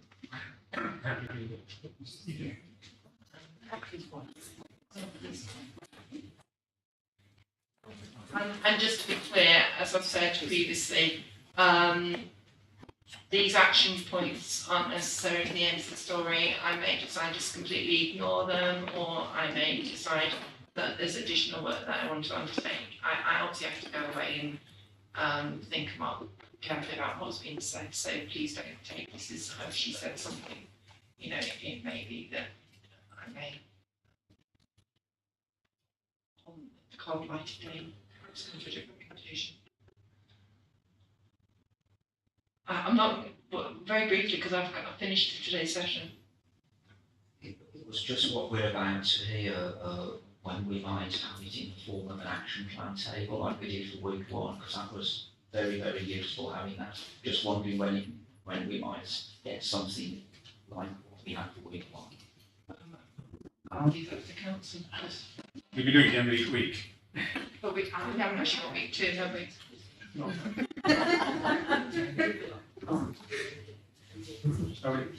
Somebody did. Yeah, they would need to go to you once you're happy with our list. We'll publish them. So. Yeah, that's yes, I haven't got the list. No, so it would be after the end of these hearings, tomorrow's hearings, so we will find them all together. That's fine. I just wanted to check that it wasn't sort of lost underneath the. No. That's great. Okay, thank you. CD15 supporting text refer to the phase 2 recommendations of the Grenfell Tower inquiry. Recognise that this must be taken into account for signal that it's not a finished piece of work. This is about fire safety, if you remember from this morning. Also, update text for references to ensure that links don't come out of date. And we need to make sure we refer to the latest guidance. I think we also asked to delete the link to the guidance in paragraph 4.79. Main mod CD15, add the word demonstrating policy to clarify what the policy will achieve. Supporting text, main mod, make sure that the fire safety is addressed through the course of the development, including changes of use, future changes of use. Supporting text, main mod, use section 106 to require the planning fire safety strategy or fire statement are complied with. An action point, council will consider how and at what stage the community can be involved in considering the fire safety with proposed development. This may be at the monitoring stage. I was asking you to go and do a little thing. It's an action point rather than main mod. Main mod, in supporting text, the CD15, reference to the evacuation strategy is set out in London Plan Policy D12. RBKC to prepare a short note to consider the implication of amending the threshold of the QDR from 50 to 30 metres. In terms of climate change, GB1A acts around to actually remove such for examples in policy and move to supporting text, so we don't have examples in policy. GB4 supporting text, make reference to cross-borough infrastructure or heat networks with our neighbouring, our friends in Hammersmith. Also make reference in supporting text to the energy infrastructure proposals in the Nottingdale Ward. GB4 heat network main mod, clarify that the requirement is for energy net zero, and there'll be various methods by which it can be achieved, which won't necessarily be heat network. As part of that, remove reference to opportunity areas by heat networks. Don't note that opportunity areas requirement is to provide energy master plans. And look at amending site allocation SA2 so it links with GB4F. I think SA1 and SA2 SA1. to make sure it's consistent with the branch. Because the wording was different for both, wasn't it? GB5 overheating. A main point, make sure this relates to all development, not just major development. GB5, main mod in the RJ, add references in the supporting text to air source heat pumps and the secondary role that they can have as in terms of air conditioning. If this is correct, the council will have a look. Not suggesting it's not correct, but No, of course. I may be wrong. Who knows? GB8 air quality, a main mod, again to refuse such as, and as for example, is appropriate. GB8 main mod reason justification, should state that the council will encourage further improvements to air quality as appropriate. GB8 main modification, we will note in the RJ that we will keep up to date air quality focus areas and amend the text accordingly to make sure that we have in regard to latest available data on air quality when determining applications.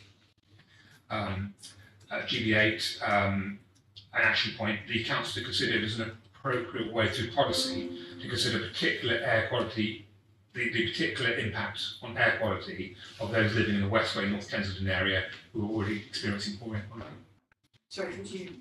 Yeah, the council to consider it as an approach through policy to consider the particular air quality impact of development of those living in the Westway, North Kensington areas who are already experiencing poor air quality. I think it's really relating to the sensitivity of the receptor because they've got pre-existing ill health. I think that's the issue, is so that when someone's doing an air quality assessment, they don't just think it's a generic group of people, they see it as potentially people who are more sensitive to air quality issues. I think that's what I was looking at.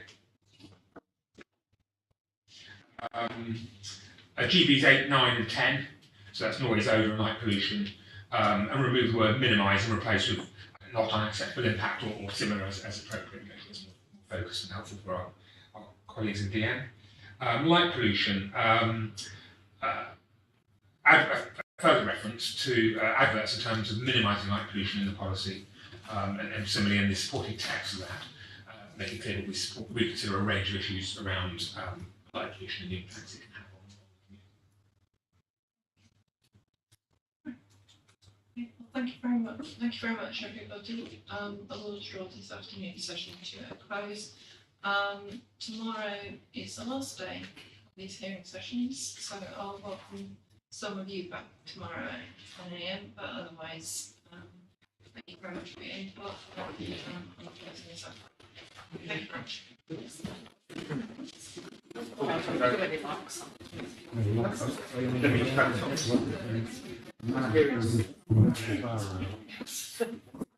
So we're getting really upset. Well, I may